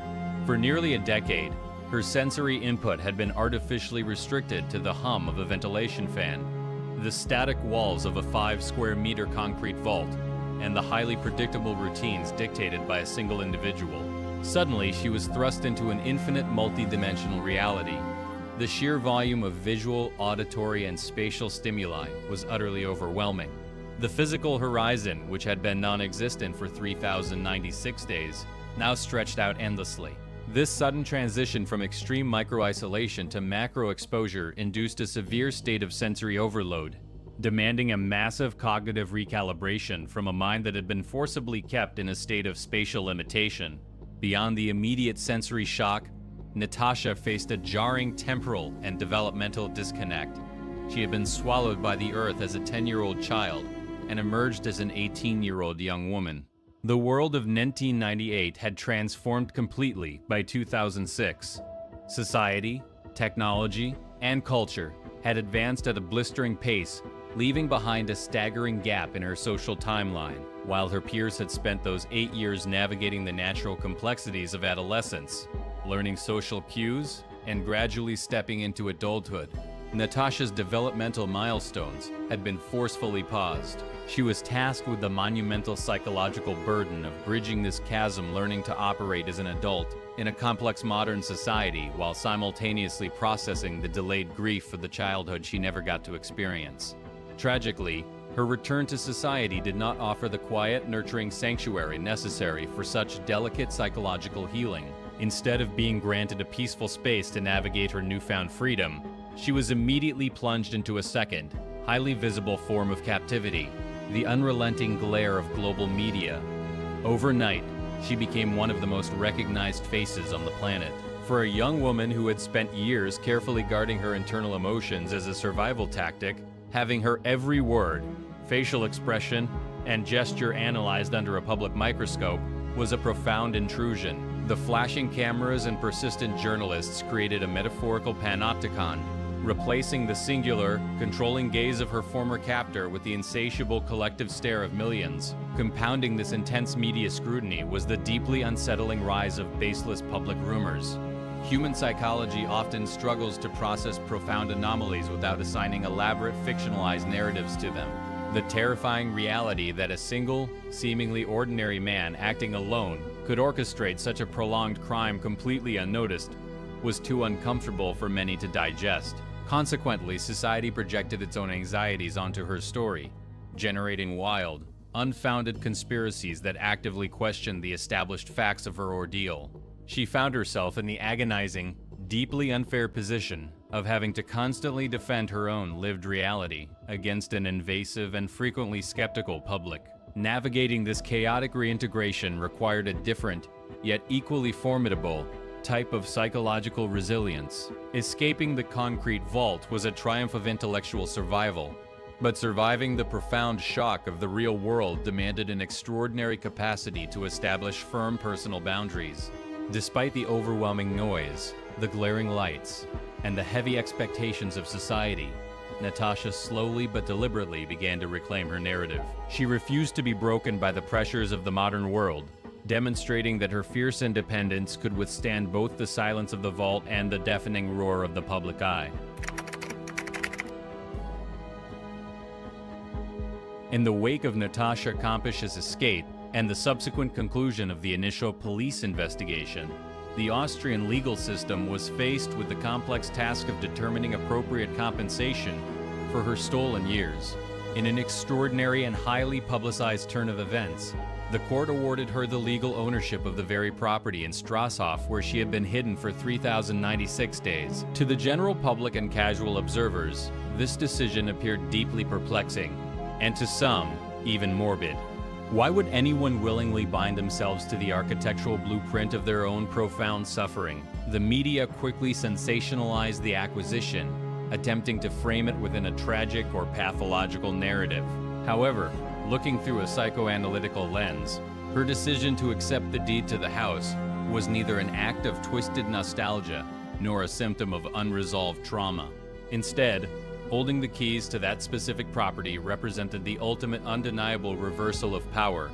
For 8.5 years, that house functioned as a panopticon of absolute control, a physical manifestation of her captor's dominance. Every door, every lock and every wall had been meticulously designed to strip her of agency and dictate her reality. By legally acquiring the property, Natasha fundamentally dismantled that dynamic. She transformed the site of her former subjugation into a tangible asset over which she held complete, unequivocal sovereignty. The psychological significance of this shift cannot be overstated. The captor had spent nearly a decade trying to reduce her to a mere possession hidden within his house. By seizing the deed, she rendered him entirely obsolete, reducing his entire legacy to a piece of real estate that she now legally commanded. She went from being a prisoner within the walls to the undisputed master of the estate. Furthermore, her ownership served a deeply protective and highly strategic purpose. If the property had been placed on the open real estate market or seized by the state, it would have inevitably fallen into the hands of strangers. Natasha possessed a profound understanding of the morbid curiosity that drives human nature. She acutely realized that in the possession of someone else, the house could easily be transformed into a macabre tourist attraction, a dark museum dedicated to her personal suffering. People would flock to peer into the driveway or step inside the rooms to consume her tragedy as true crime entertainment. By holding the keys, she established an impenetrable barrier against this grotesque exploitation. She retained the absolute right to lock the gate, draw the blinds, and deny the world access to the space. Controlling the physical real estate meant she retained ultimate control over her own narrative, ensuring that her childhood would never be commodified by onlookers. Perhaps the most powerful and symbolic action she took as the new legal owner was her decision regarding the subterranean concrete vault itself. Rather than leaving it intact as a haunting reminder of the past, she took decisive action to neutralize its existence. Natasha orchestrated for the 5-square-meter cellar to be permanently filled and sealed off. This was not merely a construction project. It was a profound act of psychological closure. By filling the void with solid earth and concrete, she physically erased the epicenter of her isolation. The architectural manifestation of her captivity was literally buried, ensuring that no one could ever step foot inside that oppressive space again. It was a deeply cathartic and definitive statement. She did not just walk away from her prison. She systematically dismantled its capacity to hold any future power. Ultimately, the key to the house in Strasshof became the literal and metaphorical instrument of her psychological liberation. It was a profound triumph, proving that true agency is not just about escaping a physical boundary, but about returning to the site of that boundary and declaring absolute ownership over it. She took the very weapon used to isolate her and transformed it into a shield that protected her privacy and dignity. This brilliant strategic move allowed her to close a dark chapter of her life on her own uncompromising terms, demonstrating a level of mental fortitude and strategic foresight that continues to command immense respect. She did not just survive the house, she conquered it entirely.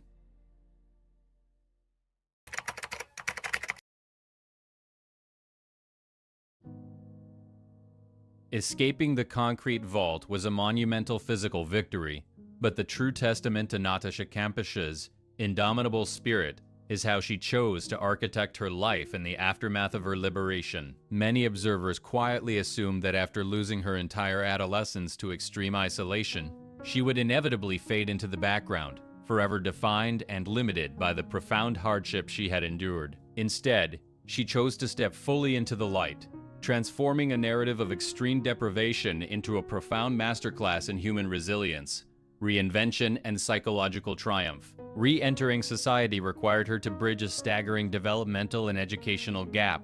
With the same fierce determination that kept her mind sharp in the darkness, she pursued her formal education, proving that her intellectual curiosity remained unbroken. But perhaps her most significant triumph was the reclamation of her own narrative. For years following her escape, the global media and the public had attempted to write her story for her, filling the void with baseless assumptions, misinterpretations, and sensationalized rumors. In 2010, she took the ultimate step in establishing her autonomy by publishing her autobiography, 3096 Days. This international bestseller was not merely a recounting of events, it was a powerful, uncompromising declaration of selfhood. By putting pen to paper, Natasha seized the narrative back from the tabloids, ensuring that the world heard the unvarnished truth directly from the survivor herself. Her courage extended far beyond the written word. Refusing to hide from the public eye, she stepped in front of the camera not as a fragile subject of breaking news, but as a confident television host.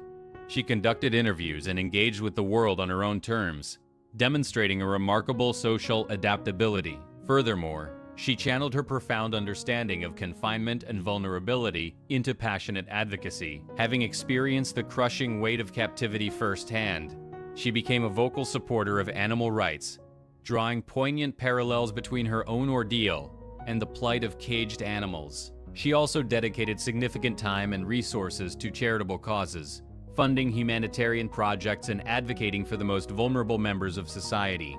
She masterfully transformed her deepest pain into a powerful catalyst for global compassion. The profound life lesson embedded in Natasha's extraordinary journey is one of radical psychological rebirth and the limitless potential of post-traumatic growth. Her story teaches us that human beings possess a staggering, almost miraculous capacity for regeneration. No matter how severely external circumstances attempt to restrict our growth, silence our voices, or dim our inner light, the fundamental core of our identity remains ours to command. Hardship and profound adversity may alter the trajectory of our lives, but they do not hold the pen that writes our final chapter.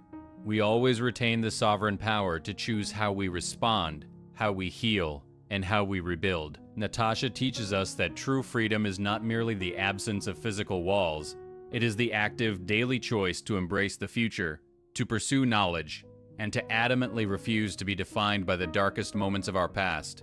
She proves that the human spirit is not a fragile glass that shatters under pressure, but a diamond forged in the very depths of the earth. The human mind is a fortress of unimaginable strength, capable of weathering the fiercest storms, outwitting the darkest circumstances, and emerging into the daylight with grace and purpose. If Natasha Kampusch's incredible journey of survival, psychological resistance, and ultimate triumph has moved and inspired you, we invite you to become a permanent part of our community. Please hit the subscribe button, give this video a thumbs up, and click the notification bell for crime evidence. By subscribing to our channel, you help us continue to bring you these deep, analytical, and empowering explorations of true human resilience. Share this video to spread the powerful message that no darkness is permanent, and the human will to live will always find a way to break free. Thank you for watching, and we look forward to seeing you in our next deep dive into the extraordinary power of the human psyche.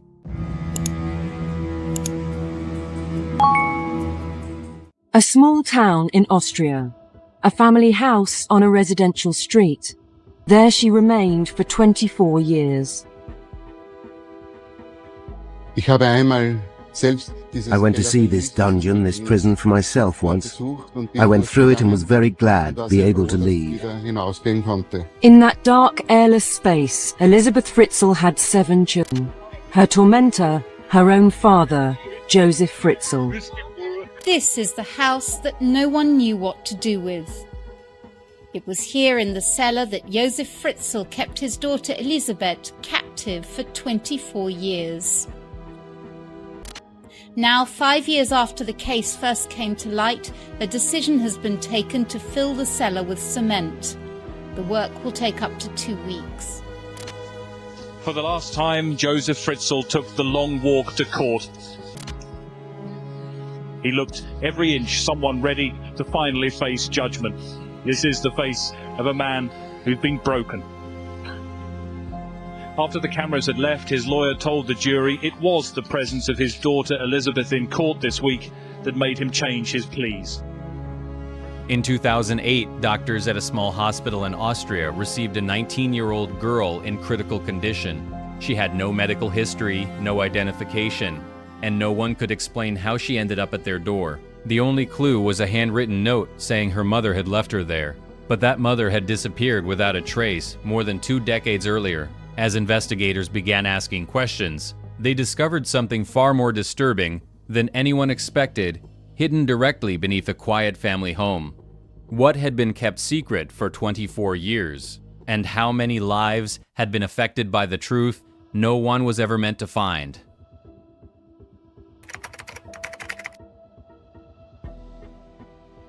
On April 19, 2008, an ambulance rushed a 19-year-old girl named Kirsten into the emergency department of a hospital in Amstetten, Austria.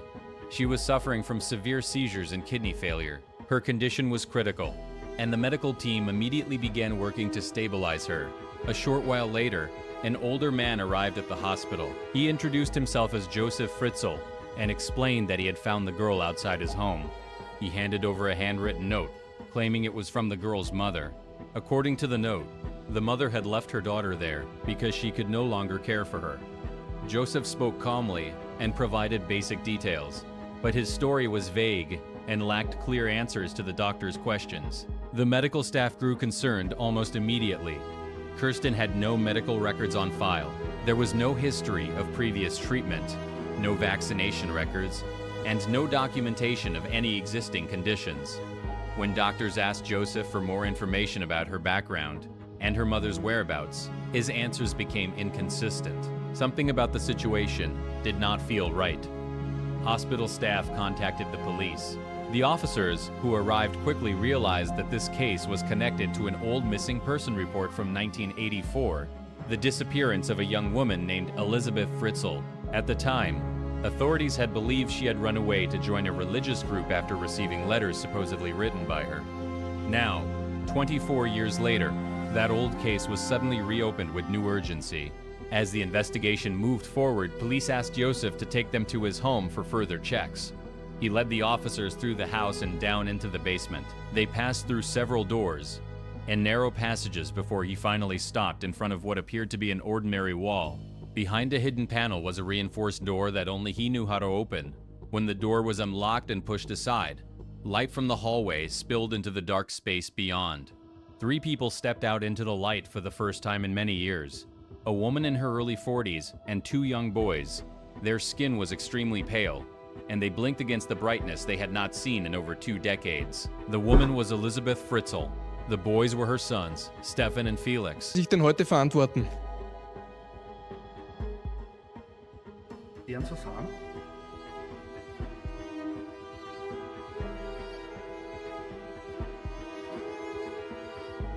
Herr Fritzl, warum möchten Sie heute nicht sagen? Heute hätten Sie die...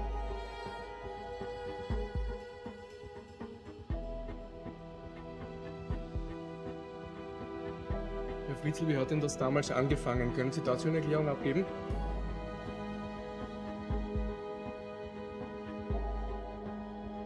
Back in April 2008, as the officers secured the scene, Elisabeth was carefully brought out of the hidden room. She was weak and disoriented, but alive. Before she would speak in detail, investigators made her a clear promise. She would never have to see her father again. Only after receiving that assurance did she begin to tell them what had really happened inside that hidden space beneath the house for the past 24 years. What started as a routine hospital visit for a sick teenager had now become one of the most shocking investigations in Austrian history. The quiet residential street in Amstetten would never be the same again.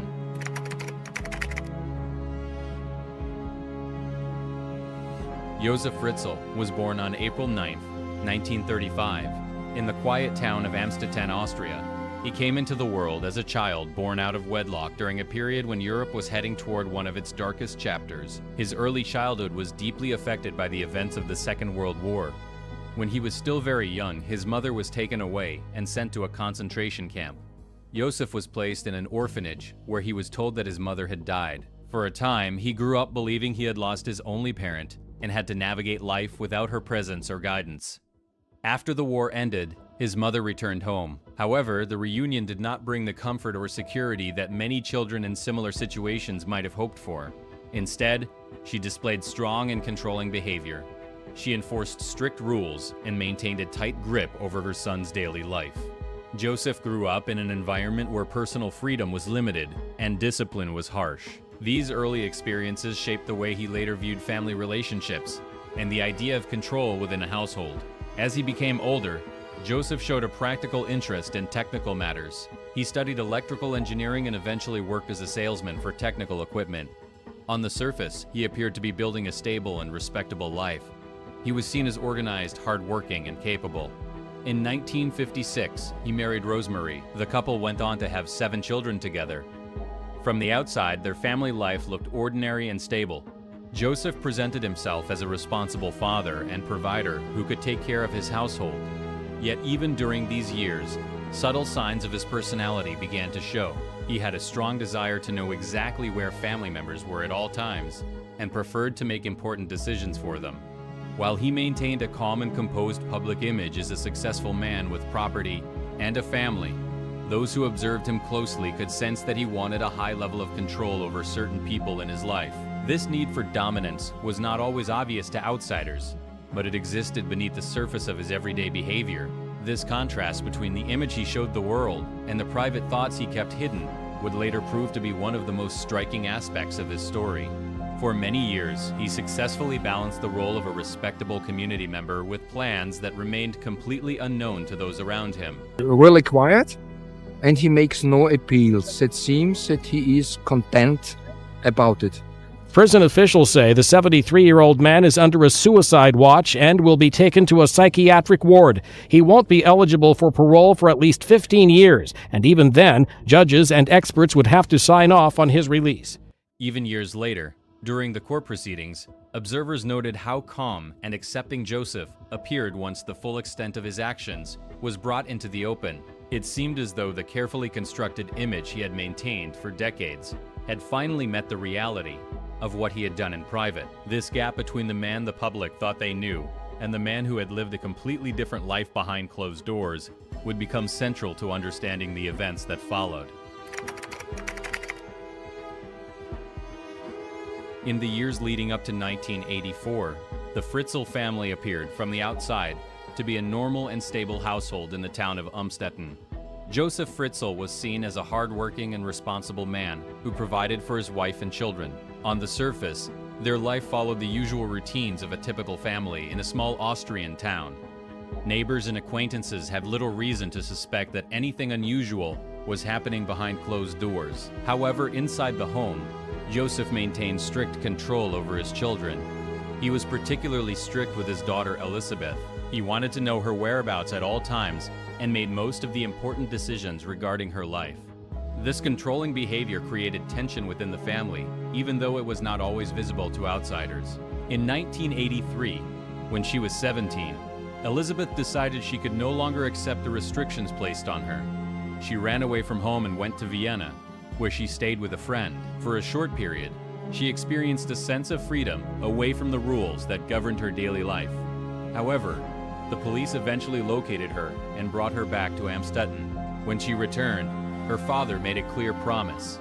He told her that she would never leave home again. From that moment, the atmosphere in the house became even more controlled.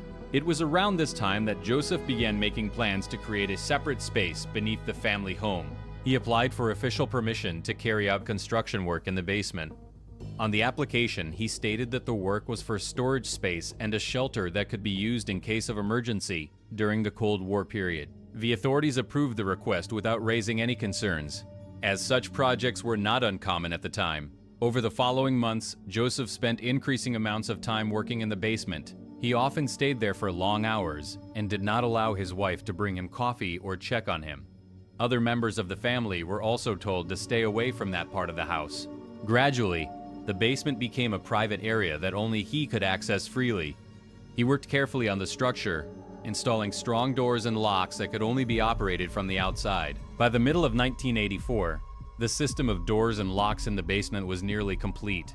At the same time, Elizabeth was approaching her 18th birthday and had begun thinking about leaving home once again. She had finished her training to become a waitress and had been offered a job in another city. For the first time in a long while, she saw a real possibility of living independently. Josef Fritzl had spent years preparing the hidden space beneath his home. By the time Elizabeth was ready to start a new chapter in her life, the basement had been transformed into something completely different from what anyone outside the family could have imagined. August 28, 1984, started as an ordinary day in the Fritzl household in Amstetten. Elizabeth, who had recently turned 18, was looking forward to beginning a new chapter in her life. She had completed her training to become a waitress and had received a job offer in another city. For the first time in years, she felt a real possibility of gaining independence and living away from the strict rules that had governed her daily life at home. That morning, her father Joseph asked her for help with a simple task. He told her that he needed assistance carrying a door down to the basement. Without any suspicion, Elizabeth agreed and followed him downstairs. However, the moment she stepped into the basement, the situation changed completely. Joseph had already prepared everything in advance. As soon as she entered the space, he locked the heavy reinforced door behind her. In that single instant, Elizabeth lost her freedom and became trapped underground. From that moment onward, she would remain confined in the hidden space beneath the house. There was no opportunity to resist or escape. The door had been designed and installed in such a way that it could only be opened from the outside. What had begun as an ordinary request from her father turned into the start of a long and completely hidden period of captivity. After locking her inside, Joseph forced Elizabeth to write a letter to send back to the family. In the letter, she was made to say that she had decided to leave home and join a group. She wrote that she did not want anyone to search for her and that she was doing well on her own. To make the story appear more believable, Joseph arranged for the letter to be posted from a location far away from Amstetten. When the letter eventually arrived at the house, it created the strong impression that Elizabeth had left voluntarily to start a new life somewhere else. The police were notified about her disappearance. After receiving the letter and conducting only a brief investigation, they concluded that this was a typical case of a young woman who had chosen to run away and join a religious or social group. With no signs of struggle or any other evidence suggesting something more serious, the missing person case was officially closed after a relatively short period of time. Life in the house above the basement continued as normal. Family members and people in the community accepted the story that Elizabeth had simply decided to leave home. Meanwhile, in the hidden space below, a completely different reality had begun. Elizabeth was now completely cut off from the outside world. She had no way to contact anyone or let others know what had actually happened. In just one single day, her entire life had been taken away from her, while everyone above ground continued to believe that she had left of her own free will. The contrast between the two worlds was sharp and complete. Above the basement, daily life carried on without suspicion. Below the floor of the same house, Elizabeth had already begun a life of total isolation. No one outside the basement knew the truth, and the ordinary-looking family home on a quiet street now held a secret that would remain hidden for the next 24 years. Ihrem Verfahren?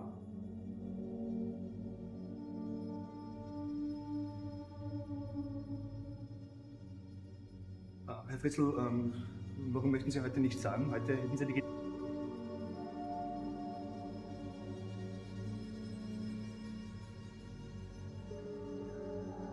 Herr Fritzl, wie hat denn das damals angefangen? Können Sie dazu eine Erklärung abgeben?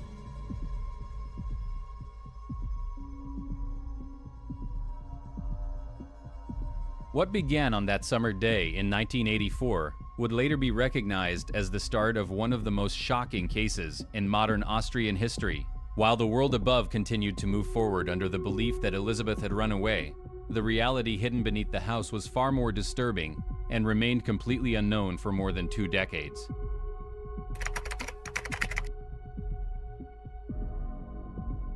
Over a period of several years, Josef Fritzl carefully prepared a hidden space beneath the family home.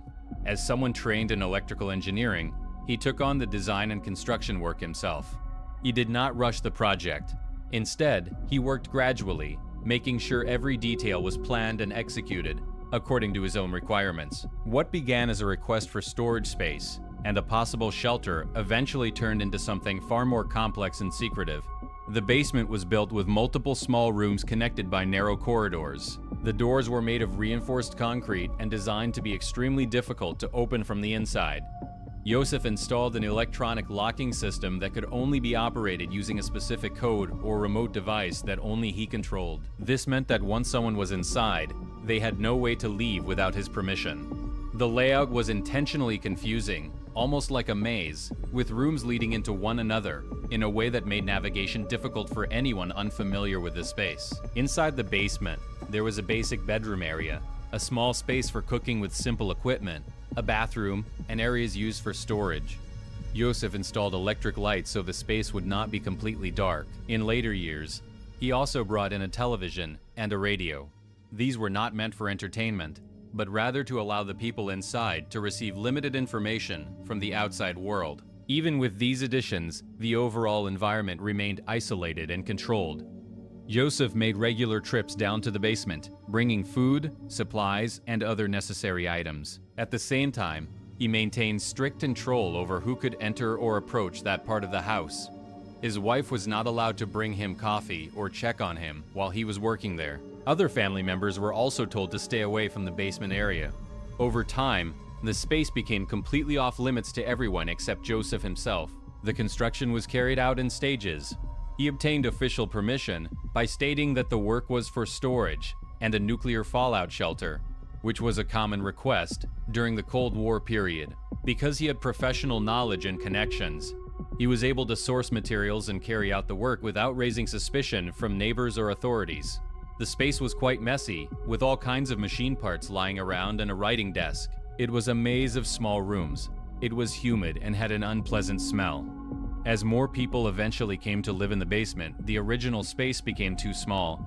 Josef allowed the area to be expanded, but the additional work had to be done by hand. Elizabeth and the children who lived there were required to dig out more space themselves over a long period of time.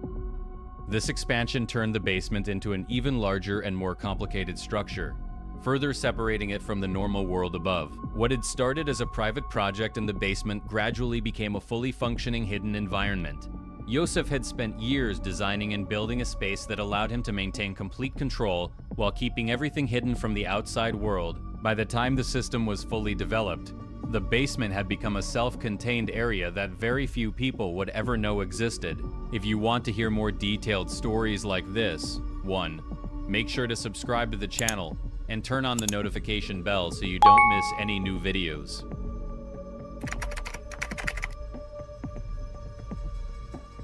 During the many years Elizabeth was held in the basement, she gave birth to 7 children. Each birth took place under extremely difficult conditions, as she had to manage everything without proper medical assistance or support. Josef made all the decisions regarding what would happen to the children immediately after they were born, and these decisions shaped the lives of everyone involved for years to come. 3 of the children were taken upstairs by Josef shortly after birth. He presented them to his wife Rosemary as babies who had been left at the front door of the house. He claimed that their mother had abandoned them and could no longer take care of them. To make this story appear believable, he forced Elizabeth to write letters that were placed with the children. These letters were created under his instructions and helped support the idea that the babies had been found and needed a home. Josef and Rosemary eventually took steps to raise these 3 children as part of their family upstairs. From the outside, it looked as though the family had simply accepted responsibility for children who had been left behind by their mother. The other 3 children remained in the basement with Elizabeth. They grew up entirely within the hidden space and had no contact with the world above during their early years. Their entire childhood was shaped by the conditions inside the basement. They had no experience of sunlight, open spaces, or normal daily life outside. Elizabeth became their only source of care, comfort, and guidance throughout this time. One of the baby boys passed away shortly after birth due to breathing difficulties. Joseph handled the situation without seeking any outside help or medical intervention. This event added further hardship to an already painful and isolated situation for everyone involved. Despite the severe limitations of the environment, Elizabeth took on the full responsibility of caring for the children who stayed with her. She had to manage their daily needs using only the basic resources available inside the basement. There was very little space, limited supplies, and no access to normal support systems. Still, she tried her best to create some form of structure and routine for the children. She taught them basic reading and writing using whatever materials she could find or were brought to her. She established small daily habits and tried to give the children a sense of order and learning, even though they were growing up in a highly restricted and hidden environment. Raising children under such conditions required constant effort and careful planning. Elizabeth had to balance the immediate needs of the children with the reality of their complete isolation. She focused on giving them as much care and basic education as possible, often using simple methods and repetition to help them learn. Her determination to maintain some level of normalcy for the children became one of the central parts of life inside the basement. The difference between the children living upstairs and those living in the basement was clear. The 3 children upstairs grew up as part of the visible family and had access to everyday life, school, and social interactions.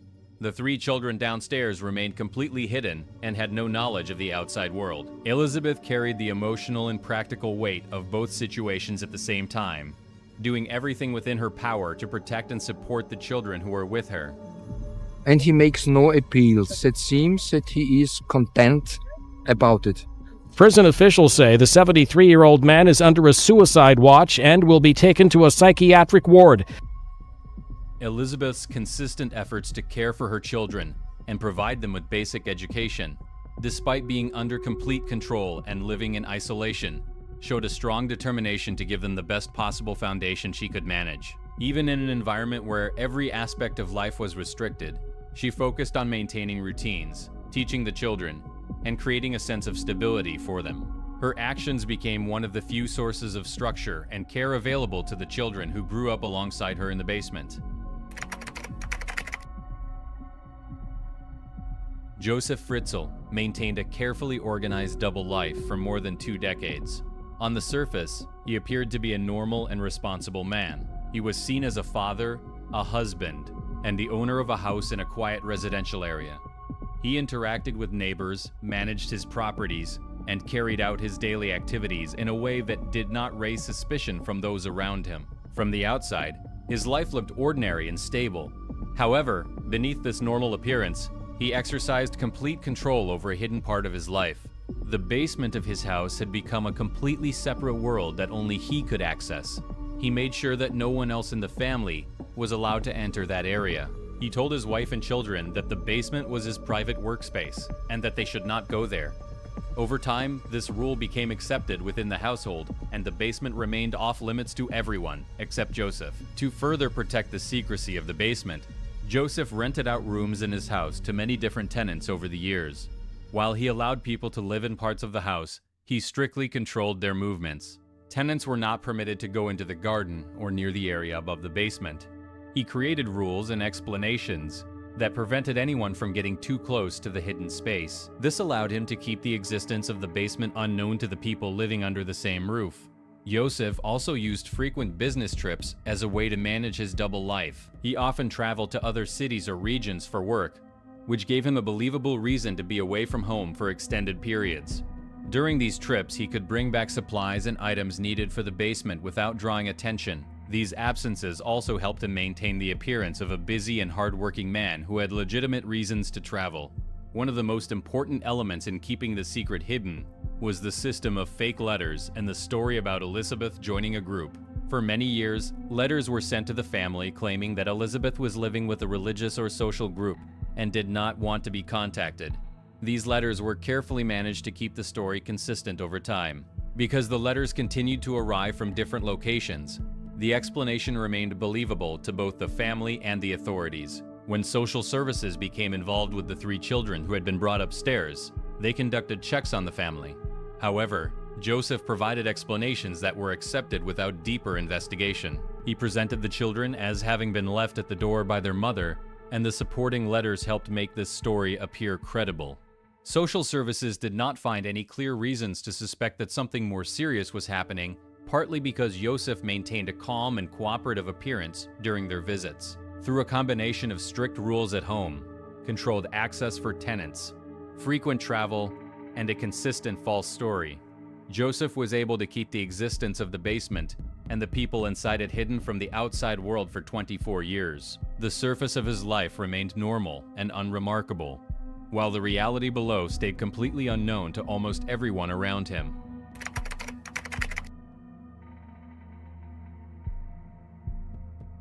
In early 2008, Kirsten, who was 19 years old, suddenly became very ill.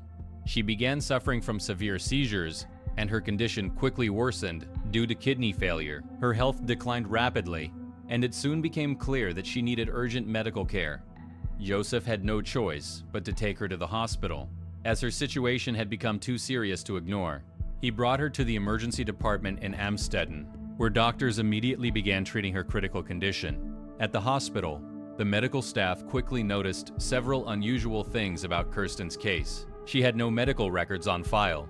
There was no history of previous treatment, no documentation of any existing health conditions, and no information about vaccinations or past illnesses. When doctors asked Joseph for more details about her background and medical history, his answers were vague and inconsistent. He claimed that he had found her outside and that her mother had left a note, but he struggled to provide clear explanations about where Kirsten had been living or why she had no medical documents. The doctors became increasingly suspicious because the story did not add up with the condition of the patient in front of them.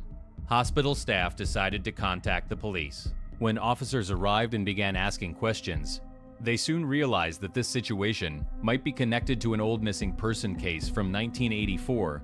That was the year when a young woman named Elisabeth Fritzl had disappeared from the same family home. At the time, the case had been closed after letters were received suggesting that she had left to join a group. Now, more than 20 years later, the police decided to reopen the investigation because of the inconsistencies in Joseph's story and the mysterious condition of the young woman in the hospital. As the investigation progressed, police requested that Joseph cooperate and allow them to examine his home.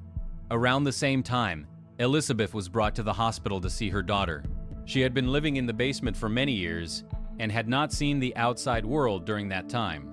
When she arrived at the hospital, she was initially very hesitant to speak. She had lived under strict control for so long that she was afraid of the consequences of telling the truth. However, after several hours of being repeatedly assured by the police that she would be protected and that she would never have to see her father again, she finally began to reveal what had actually happened. Once Elizabeth started speaking, the full picture of what had been hidden for more than 2 decades started to emerge. The police acted quickly after hearing her account. They immediately went to the family house and began a thorough search. During the search, they discovered a hidden door behind what appeared to be a normal wall in the basement. Behind that door was a secret room that had been carefully constructed and concealed for many years. When the officers entered the hidden space, they found 2 more people inside Elizabeth's sons, Stefan and Felix, who had also been living there without anyone outside knowing of their existence. The discovery of the secret basement marked the end of a long period of complete secrecy. What had started as a medical emergency involving a young woman with no medical history quickly turned into one of the most shocking investigations in the country. The events that unfolded in the hospital and during the subsequent search of the house brought to light a hidden reality that had remained unknown for 24 years.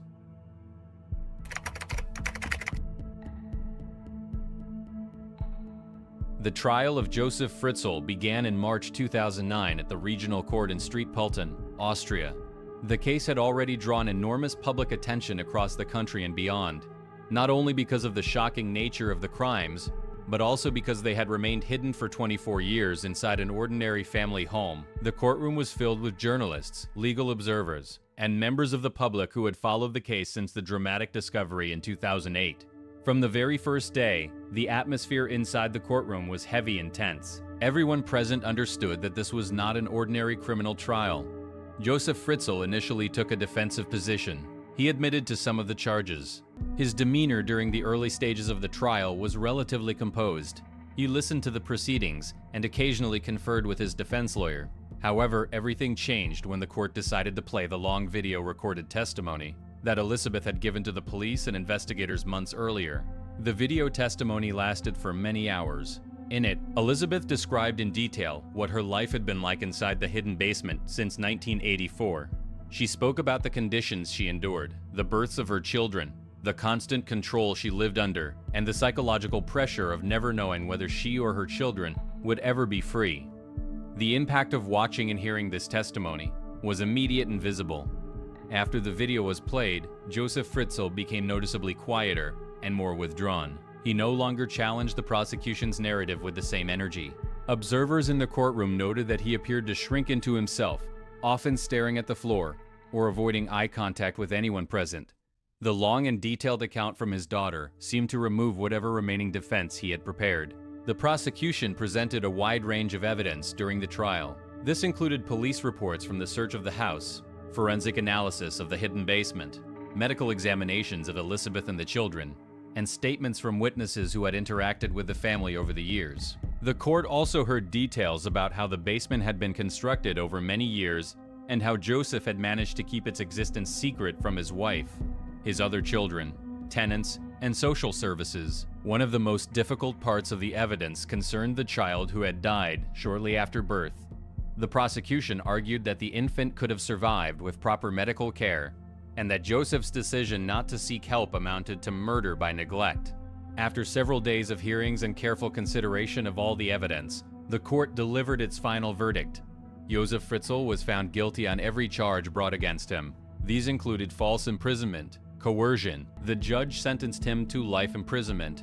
Furthermore, the court ordered that he serve this sentence in a secure psychiatric facility, specifically designed for offenders who required mental health treatment, alongside incarceration. The verdict was declared final and binding. Neither the defense nor the prosecution chose to file an appeal, meaning there would be no further legal challenges to the outcome. Prison officials say the 73-year-old man is under a suicide watch and will be taken to a psychiatric ward. He won't be eligible for parole for at least 15 years, and even then, judges and experts would have to sign off on his release. Elizabeth and her 6 surviving children have spent the last several months recovering at a secret location. Court officials say she can seek unlimited damages for her suffering in a separate civil trial. This is justice. Normally, one case of coercion would receive a sentence starting from 2 years in Austria. In this case, there were approximately 3,000 incidents. So this is the only sentence that is possible.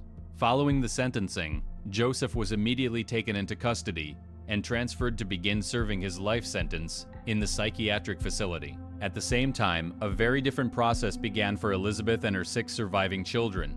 They were moved to a secret, protected location where they could start the long and difficult journey of recovery away from public view. For the first time in more than 2 decades, they were no longer under the control that had defined their entire existence.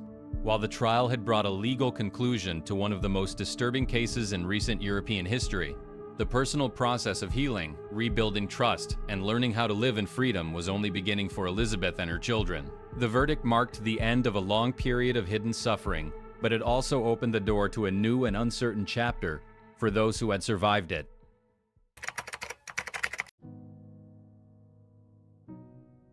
After the trial concluded in 2009, Elizabeth and her 6 surviving children began the long process of rebuilding their lives. They were given new identities and relocated to a secret location whose address has never been publicly revealed. This protection was considered necessary because of the intense media attention the case had attracted. In their new home, they received extensive medical care and long-term psychological support. Therapists and doctors worked with them for many years to help them adjust to a world that had moved forward without them. The children who had grown up in the basement faced particular challenges. Some gradually learned to adapt to life outside. They began to attend school, make friends, and experience normal daily activities. However, others continued to struggle with basic things that most people take for granted. Bright sunlight, open spaces, and the sounds of the outside world could feel overwhelming. For those children, the transition from a small, dark, and controlled environment to a free and unpredictable world was not easy and required years of patient support. Meanwhile, Joseph Fritzl, who later changed his name, continued to serve his life sentence inside a secure psychiatric facility. By 2026, he was over 90 years old. His physical and mental health had declined significantly due to advanced age. Although he remained in custody, the focus of his case had shifted from punishment to managing the final years of an elderly prisoner. The man who once controlled every detail of life inside a hidden basement now lived under the constant supervision of others. The case had a lasting impact far beyond the individuals involved. In Austria, it prompted serious reforms in how institutions handle cases of missing persons and child welfare. Social services and police departments reviewed their procedures for investigating disappearances within families.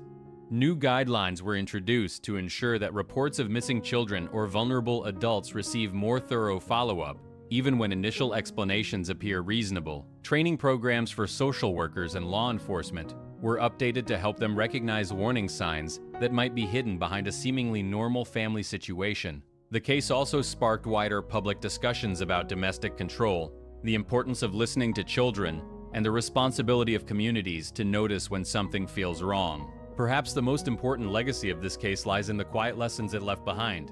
It showed the extraordinary strength of a person who endured unimaginable circumstances for decades and still found ways to protect and care for her children. It also demonstrated how easily people can look away when everything on the surface appears normal. For 24 years, neighbors, relatives, and officials interacted with the Fritzl family without realizing what was happening just beneath their feet. The case serves as a reminder that appearances can be deeply misleading, and that paying attention to small inconsistencies or unusual behaviors can sometimes make a life-changing difference. If stories like this, one, make you more aware of the quiet struggles that can exist behind closed doors, consider subscribing to the channel. New episodes explore similar cases and the lessons they leave for all of us.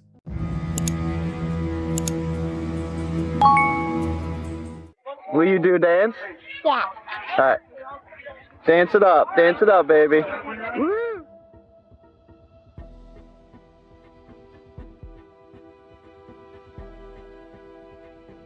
Investigators were consumed with the notion that Kevin, the father, was the killer. I know that they did what they did to Kevin on purpose. And I know that because they did that, they almost completely ruined our chances of ever knowing what happened to our daughter. And so I hate them for that, because it wasn't a mistake. It was on purpose. Tell us the truth. I didn't kill Riley. Sit your ass down, you. I freaked out. I stood up and started pointing in his face, saying, I didn't do this. I took a couple steps, and he's like, sit your ass down. Sit your ass down. He stole something very important from the world. She's gone. And there's not this amazing girl here anymore, but there's disgusting people like him here. A 3-year-old girl was sleeping safely in her own home. The next morning, her older brothers shook their father awake and said, "Dad, Riley's gone." The small town of Wilmington, Illinois, immediately came together for a desperate search. But instead of looking for the real perpetrator, investigators quickly turned their suspicion toward the grieving father. What followed was a coerced confession, 8 months in jail, and nearly 6 years of wrongful accusation. Only when the truth finally came to light did everyone understand sometimes justice arrives far too late, and the price paid along the way is heartbreakingly high.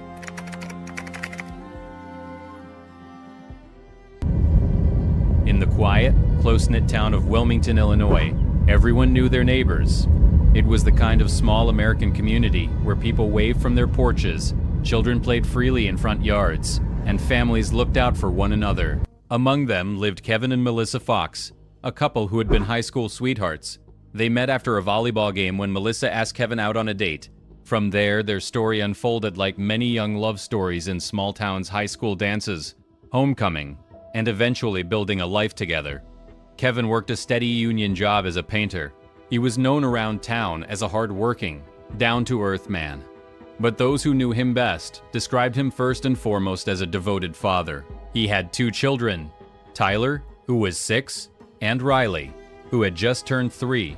While he loved both of his children deeply, There was something especially tender about his bond with Riley. She was his youngest, his little girl, and everyone could see how much she meant to him. Friends and family often said Riley was a daddy's girl. She loved being carried on her father's shoulders and would light up whenever he walked into the room. Riley herself was remembered as a bright, energetic child.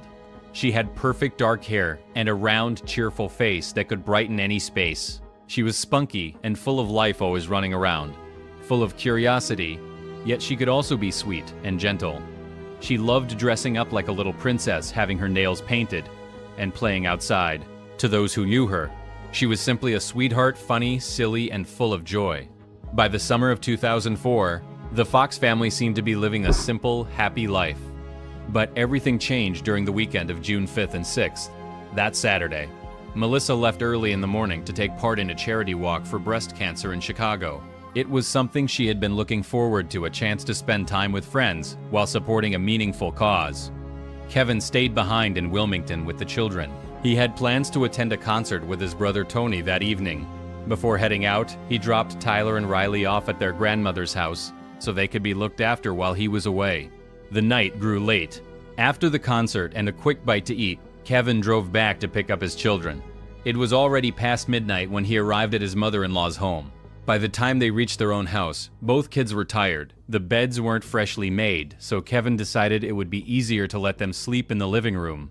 He placed little Riley on the couch and Tyler on the recliner chair nearby. He turned on the television for a while, then eventually went to bed himself sometime after 2 in the morning.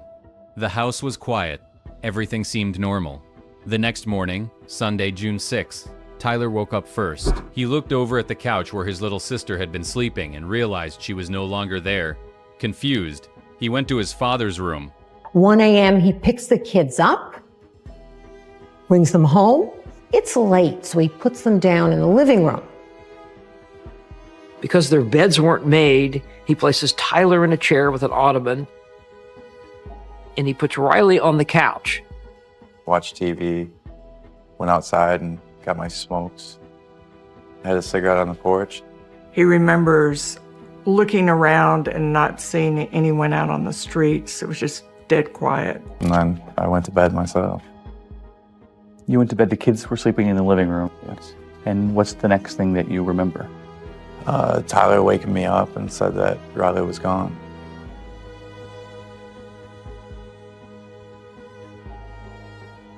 At 8 a.m., Tyler came into Kevin's room. He shook my leg and said, "Dad, Riley's gone."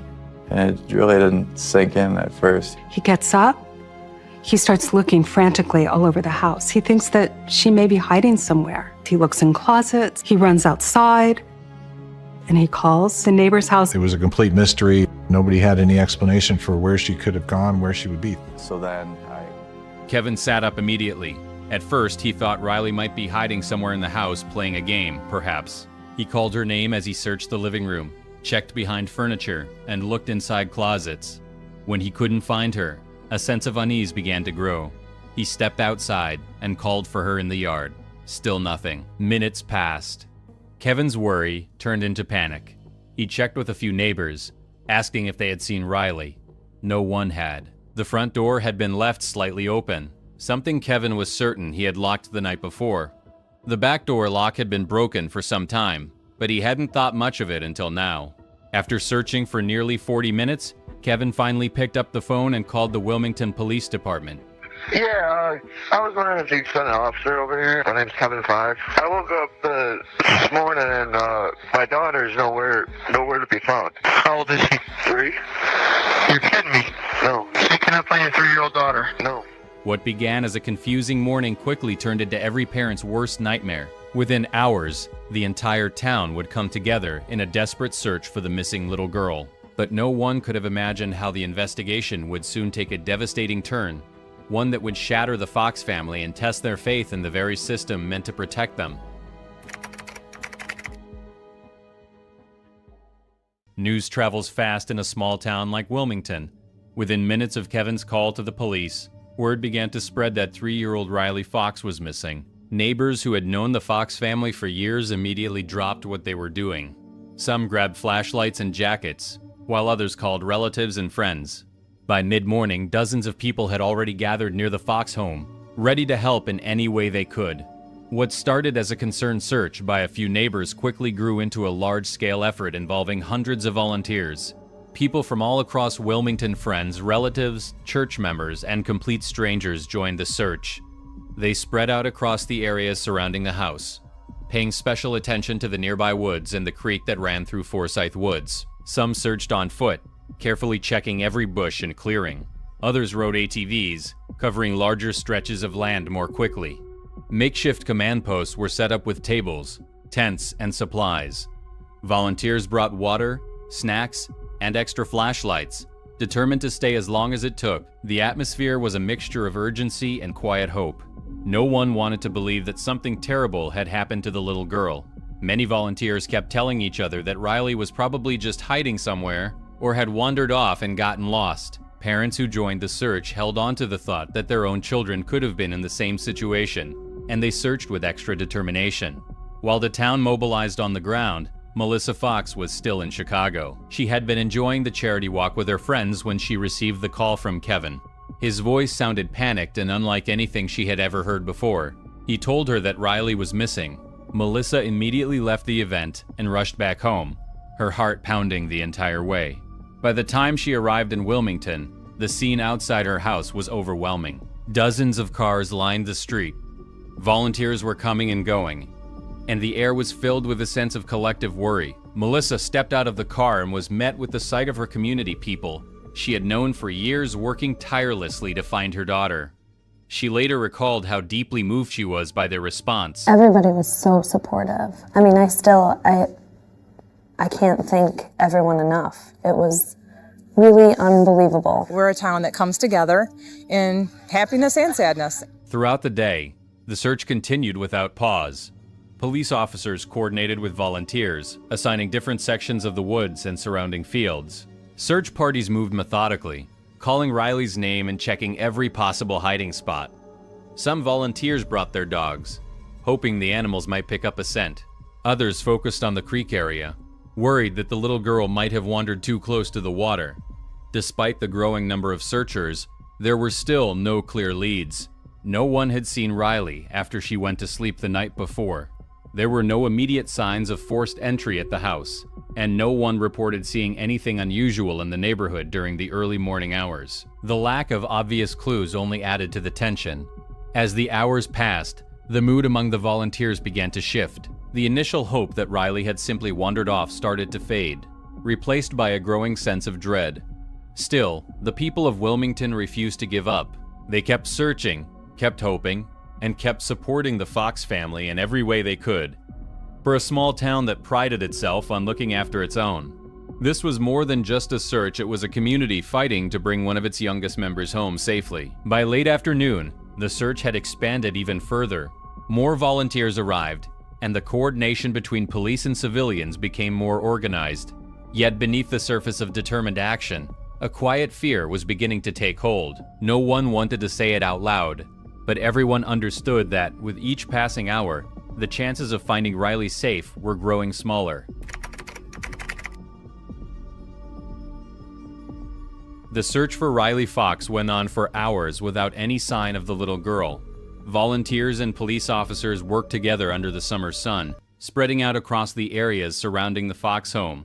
They searched the woods, fields, and especially the creek that ran through Forsyth Woods. What began as a hopeful and determined effort in the morning gradually became more serious as the afternoon progressed. Many volunteers started to feel a quiet sense of dread, even though most people still tried to believe that Riley might simply be lost or hiding somewhere. Around 3 p.m., 2 volunteers, a mother and her daughter, were carefully making their way along the edge of the creek. They had been walking through thick brush and tall grass when they noticed something unusual in the water. As they moved closer to take a better look, they realized it was a small child lying face down. It was Riley. She was only wearing a top, and there was duct tape residue visible around her mouth and on her wrists. The 2 women were deeply shaken by the discovery. Police officers who arrived at the scene quickly confirmed that Riley had been attacked and had died from drowning. The news spread rapidly through the search parties. Many volunteers stopped what they were doing. Some began to cry. while others stood in stunned silence. The atmosphere, which had been filled with urgency and hope just hours earlier, was now replaced by grief and shock. What had started as a community effort to bring a missing child home safely had ended in tragedy. Word of the discovery reached Kevin and Melissa shortly after. Both of them were taken to separate police cars and driven to the station for questioning. When they were told that their daughter had been found dead, their world completely fell apart. Kevin and Melissa broke down in overwhelming grief. The pain of losing their 3-year-old child was already devastating, but learning that she had been taken from them in such a cruel and violent way made the sorrow even more unbearable. That same evening, the community organized a vigil to support the Fox family. People who had spent the entire day searching now gathered together to mourn. Candles were lit, and quiet prayers were shared as residents tried to come to terms with what had happened. The same town that had come together with hope earlier that day now stood in sorrow, sharing the family's pain. Melissa later described the moment they received the news. It was a lot. Like 1 second we were sitting there just like smiling, and then the next minute crying so hard that you couldn't even breathe. The loss of Riley deeply affected the entire town of Wilmington. In a small community where most people knew one another, the tragedy felt deeply personal.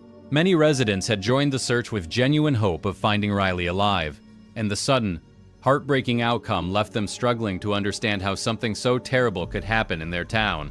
The Fox family, who had been living a quiet and ordinary life just days earlier, was now facing unimaginable grief in front of their entire community.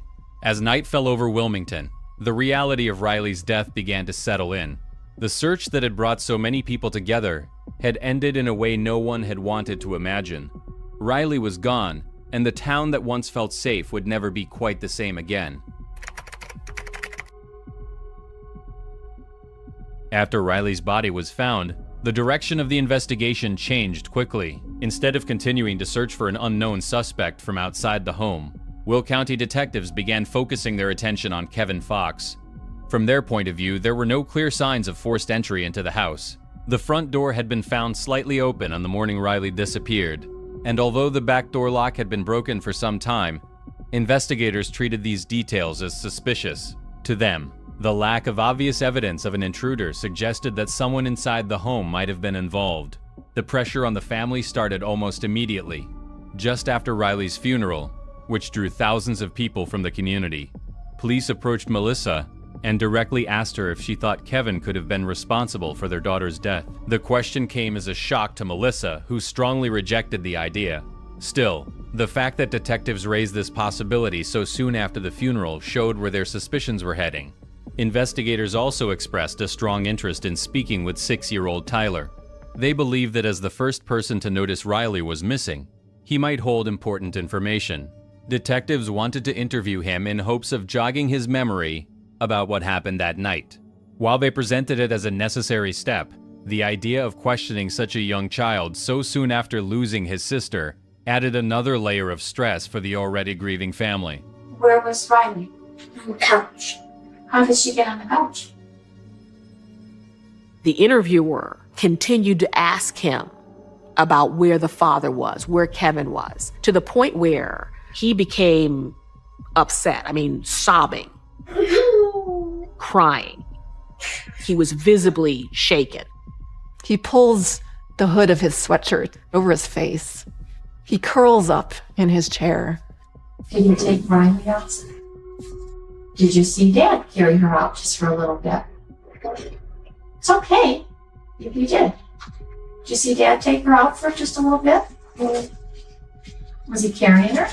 168 times he says his father had nothing to do with Riley's disappearance. 168 times he says he didn't see anything, he was asleep. But they won't take no for an answer. I need to know who took Riley out of the house. I don't know. Or who did she go with? I don't know. As the days and weeks passed, the focus on Kevin became more and more obvious. Police officers began visiting the Fox home more frequently. They asked repeated questions and watched the family closely. Kevin started to feel that he was being treated more like a suspect than a grieving father. He sensed that officers were monitoring his movements and conversations. What made the situation even more difficult was the change in the community's attitude. Whispers and rumors began to spread among some residents. People who had helped search for Riley just days earlier were now quietly questioning whether Kevin might have been involved. For Kevin, this shift was deeply painful. He had spent the days after Riley's death in complete shock and sorrow. Now, instead of receiving support from those around him, he felt isolated and watched. The same community that had come together to search for his daughter was beginning to turn against him, based on suspicion rather than evidence. Kevin later described feeling as though he had suddenly become the main target of the investigation, even though he had done nothing wrong. The pressure continued to build over the following weeks. Detectives kept returning with the same questions, and the lack of progress in finding another suspect only strengthened their focus on Kevin. What had started as a tragic missing child case was slowly turning into a murder investigation aimed at the father who had reported his daughter missing. The trust that Kevin and Melissa once had in the investigation was beginning to break down, and the weight of suspicion was becoming harder to carry with each passing day.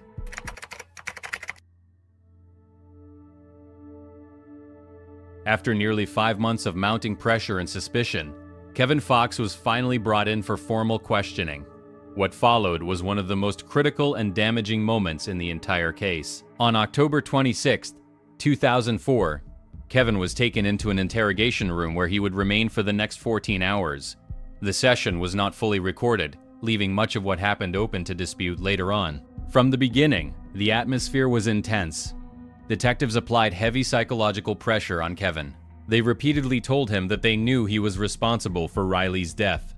They showed him photographs of his daughter's body and pushed him to explain what had happened. According to Kevin, the detectives suggested that the death might have been an accident, that perhaps he had accidentally hurt Riley, and then tried to cover it up. They presented this as the only way he could avoid more serious consequences. Sit down over there. Scott told me to sit down, and then they were asking me about the night, and then all of a sudden, out of nowhere, he looked at me and said, "We have reason to believe that you killed Riley." Tell us the truth. I didn't. You killed Riley. Sit your ass down. You. I freaked out. I stood up and started pointing in his face, saying, "You know I didn't do this." I took a couple steps, and he's like, "Sit your ass down." Sit your ass down. They asked you, will you take a polygraph test? They kept on saying that they knew I'd flunked the polygraph test. And so you said, I'll take it. It was kind of like they're egging me on. The test says you killed Riley. $10,000 piece of equipment says you killed your daughter. I did not kill my daughter. Yes, you did. No, I didn't. Now, this is a commonly used ruse during police interrogation. Get the suspect to take a lie detector test, then tell them they failed it.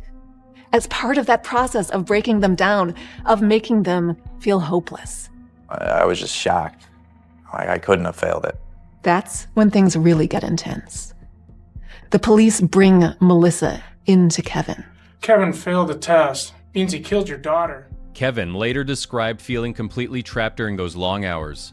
He said the pressure was so overwhelming that he felt there was no way out except to go along with what the detectives wanted. In a later interview, he used a powerful image to explain how he felt at the time. You were trapped in a burning room, and there was only one door, and the fire was just flaming around you. It was my only way out. Kevin believed that if he gave the detectives a statement, even one he knew was not true, he could get out of the room, hire a lawyer, and then work to clear his name. He later explained that he never actually believed he had done anything wrong, but the exhaustion, fear, and constant pressure eventually broke him down. After 14 hours, he provided a statement that matched the version the detectives had been suggesting. Shortly after the interrogation ended, Kevin was arrested and charged with first-degree murder. He now faced the possibility of the death penalty. The news devastated his family. Melissa and the rest of their relatives were shocked that the man they knew as a loving father was being accused of killing his own child. Realizing the seriousness of the situation, the family quickly hired attorney Kathleen Zellner, a well-known defense lawyer with experience in complex criminal cases. Zellner immediately began reviewing the evidence and the circumstances surrounding Kevin's statement. She would later argue strongly that the confession had been coerced and was not reliable. In the days that followed his arrest, Kevin maintained that the statement he gave during the interrogation was not true. He insisted that he had only agreed to it because he felt he had no other choice at the time. The case against him was now built largely on that confession. Even though there was no physical evidence directly linking him to Riley's death, the interrogation marked a turning point in the case. What had started as a missing child investigation had now become a murder case against the victim's own father. Kevin went from being a grieving parent to a man facing the most serious criminal charges possible, all within a matter of hours inside that interrogation room. While Kevin Fox remained in jail, his attorney Kathleen Zellner began working seriously to prove his innocence. She believed that the physical evidence collected from the crime scene had not been properly examined. One of the most important pieces of evidence was a piece of duct tape that had been placed over Riley's mouth.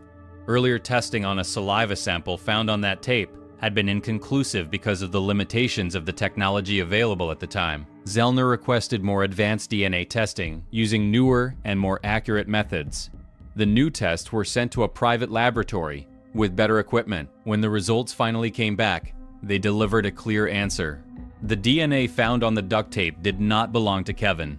He was completely excluded as the source. The scientific evidence directly contradicted the confession Kevin had given months earlier and proved that he could not have been the person responsible for Riley's death. With this new information in hand, prosecutors had no choice but to reconsider the case against him. In June 2005, they publicly admitted that there was now serious doubt about Kevin's guilt. All charges were dropped. After spending 243 days in jail, Kevin was finally released and allowed to return home to his family. The moment brought relief, but it also left the family with mixed emotions. Although Kevin was free, both he and Melissa felt deeply angry about how the investigation had been handled. They believed that detectives had focused on Kevin too quickly and ignored other leads from the very beginning. Melissa later spoke openly about her feelings toward the way the case was handled. "I know that they did what they did to Kevin on purpose. They almost completely ruined our chances of ever knowing what happened to our daughter. And so I hate them for that, because it wasn't a mistake. It was on purpose." The family did not stop after Kevin's release. They filed a civil rights lawsuit against the Will County Sheriff's Office and the detectives involved in the investigation. In 2007, a jury ruled in their favor and awarded them damages. Although the final amount was later reduced on appeal, the verdict was an important recognition that serious mistakes had been made during the case. Kevin's exoneration through DNA testing became a major turning point. It not only cleared an innocent man, but also forced authorities to reopen the investigation and search for the real perpetrator. The case showed how powerful scientific evidence can be in correcting wrongful accusations. Without the advanced DNA testing requested by Kathleen Zellner, Kevin might have remained in jail and possibly faced trial for a crime he did not commit. For the Fox family, the victory came at a great cost. They had already lost their daughter, and Kevin had spent many months in jail while being treated as a suspect. The exoneration brought justice for Kevin, but it could never bring Riley back. It also served as a strong reminder of why it is important to rely on solid evidence rather than pressure during criminal investigations. After Kevin Fox was fully exonerated and released from jail, the investigation into Riley's murder was officially reopened. For the first time in many months, detectives had to look beyond Kevin and search for the real person responsible. The case, which had once seemed to be heading toward a conviction, now required a complete shift in direction. With Kevin cleared by DNA evidence, investigators were forced to go back and re-examine leads that had been ignored or overlooked during the early stages of the case. The FBI was brought in to assist the local police. Agents began reviewing the entire investigation from the beginning, paying close attention to physical evidence that had never been properly followed up on. One important clue that resurfaced was a pair of sneakers found near the creek where Riley's body had been discovered. Inside the tongue of one shoe, someone had written the name Ebby. Although this detail had been noted when the shoes were first collected, it had never been seriously investigated. Now, with fresh eyes on the case, this piece of evidence suddenly became significant. As agents continued digging, another important lead came from an unexpected source. A woman who had previously been in a relationship with a man named Scott Eby reached out to investigators. She told them about a strange comment Eby had made when they visited Riley's memorial garden together. His reaction to the case had felt cold and unusual to her, and it had stayed in her mind. When investigators looked into Scott Eby's background, they discovered he had a criminal record that included burglary and other offenses. More importantly, at the time of Riley's disappearance, Ebby had been living only about a mile away from the Fox family home. The pieces began falling into place. Ebby's name written inside the shoes found at the scene, his close proximity to the Fox house, and the tip from his former partner all pointed toward him as a possible suspect. Investigators also revisited another detail from the night Riley disappeared. On that same evening, there had been a burglary at a house directly across the street from the Fox home. Someone had cut through the screen door and entered the residence. This information had been reported at the time, but had never been properly connected to Riley's case. For the Fox family, learning about these new developments brought a complicated mix of emotions. After everything they had endured, the loss of their daughter, the wrongful accusation against Kevin, and the months of public suspicion, they finally saw the investigation moving in what seemed like the right direction. At the same time, they felt frustrated, knowing that important clues, such as the shoes with VB's name, had been available from the very beginning, but had been overlooked. As more information came to light, it became increasingly clear that the real perpetrator may have been living right under the noses of investigators the entire time. Scott Eby, a man with a criminal past who lived nearby, was now the main focus of the reopened investigation. What had once been a case built around the wrong person was slowly being rebuilt around new evidence and new leads. The discovery of these previously ignored clues marked an important turning point. After years of pain and injustice, the investigation was finally heading toward the person who would eventually be identified as Riley's killer.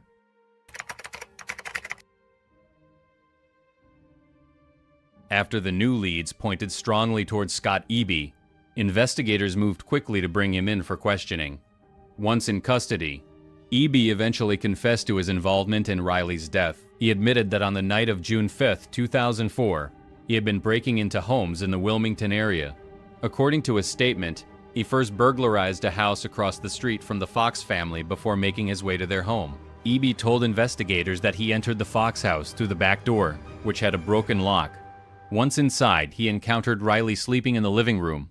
He then took her from the house and brought her to a nearby area. During his confession, Eby provided several specific details about what happened that night. Details that matched evidence investigators had collected from the scene, including information about the shoes found near the creek. DNA evidence played a crucial role in supporting his confession. Testing confirmed that Eby's DNA matched samples found at the scene. Combined with the physical evidence, such as the sneakers bearing his name and the details he provided about how he entered the Fox home, investigators had strong proof linking him to the crime. I think they should look into obstruction of justice charges because that's exactly what happened here. He stole something very important from the world. You know, she's gone. And there's not this amazing girl here anymore, but there's disgusting people like him here. After his arrest and confession, Scott Eby was formally charged. In 2010, he appeared in court and pleaded guilty to 5 counts of first-degree murder and 1 count of predatory criminal sexual assault. By pleading guilty, he avoided a trial, but accepted full responsibility for what he had done. The court sentenced him to life in prison without the possibility of parole. For the Fox family, Eby's confession and guilty plea brought a sense of closure, though it came many years after Riley's death. After enduring the wrongful accusation against Kevin, years of unanswered questions, and public scrutiny, they finally had confirmation of what really happened to their daughter. Melissa Fox later spoke about the importance of standing up for Riley during the legal proceedings, emphasizing that she wanted Eby to understand the impact of his actions. The resolution of the case also highlighted serious failures in the original investigation.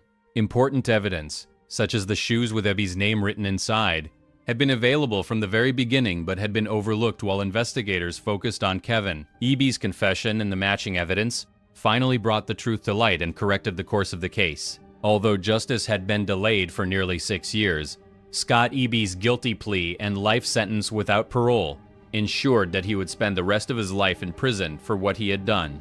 For the Fox family and the community of Wilmington, it marked the end of a long and painful chapter, even if the pain of losing Riley could never truly be erased. In 2010, after years of investigation and legal proceedings, Scott Eby finally appeared in court to answer for his crimes.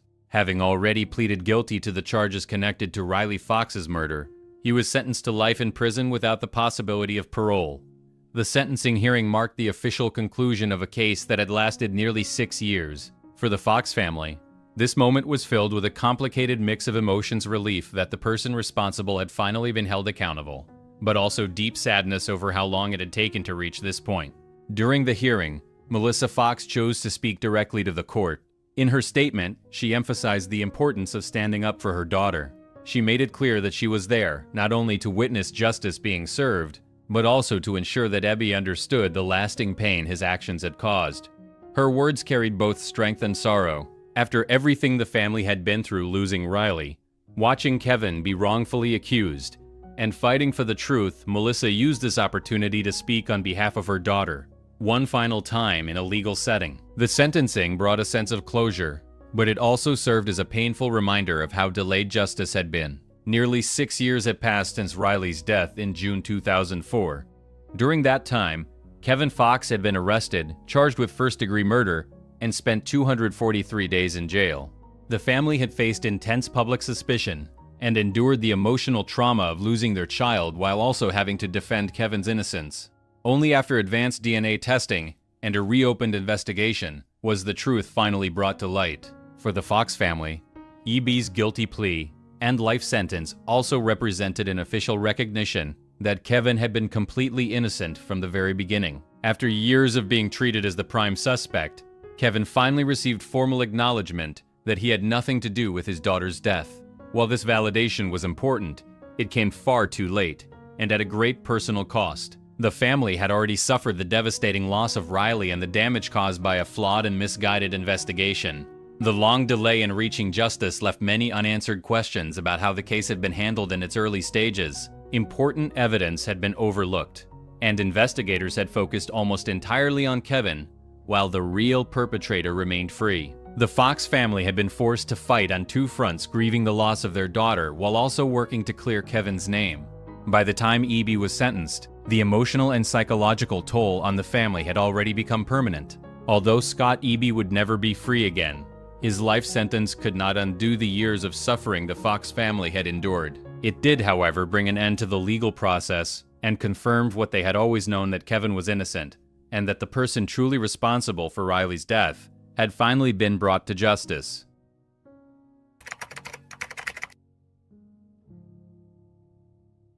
In the years after the case was resolved, the lasting effects of the tragedy continued to shape the lives of those involved. The immense pressure, grief, and public scrutiny took a heavy toll on Kevin and Melissa's marriage. After losing their daughter and enduring years of wrongful suspicion against Kevin, the emotional strain eventually became too difficult to overcome. The couple later divorced, marking another painful chapter in an already devastating story. Kevin eventually tried to move forward with his life. He remarried and started a new family. He also relocated to Arkansas, hoping to build a quieter life away from the intense media attention and painful memories connected to Illinois.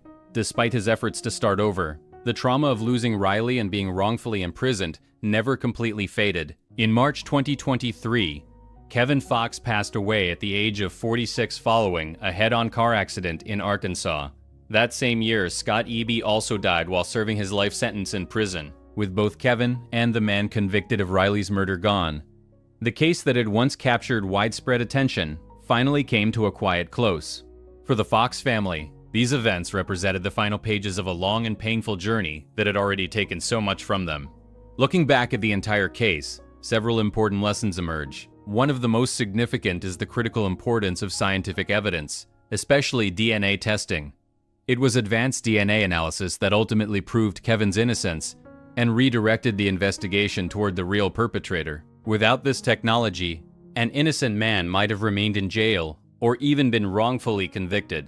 Another key lesson is the danger of bias and tunnel vision in criminal investigations. In the early stages of the case, investigators quickly focused on Kevin based on assumptions rather than concrete evidence. This narrow focus caused them to overlook critical clues, such as the shoes with Scott EB's name written inside, which had been available from the very beginning but were never properly examined. The case also highlighted the power of persistence and skilled legal representation. Attorney Kathleen Zellner's determination to pursue advanced DNA testing was what ultimately changed the course of the investigation. Her efforts not only freed an innocent man, but also helped ensure that the real killer was finally brought to justice after many years. Ultimately, the story of Riley Fox serves as a powerful reminder of the value of justice and the need for careful, evidence-based investigations in serious criminal cases. It shows how easily things can go wrong when assumptions replace facts, and how devastating the consequences can be for those who are wrongly accused. While justice eventually prevailed, it came far too late, and only after years of unnecessary pain and suffering for the Fox family.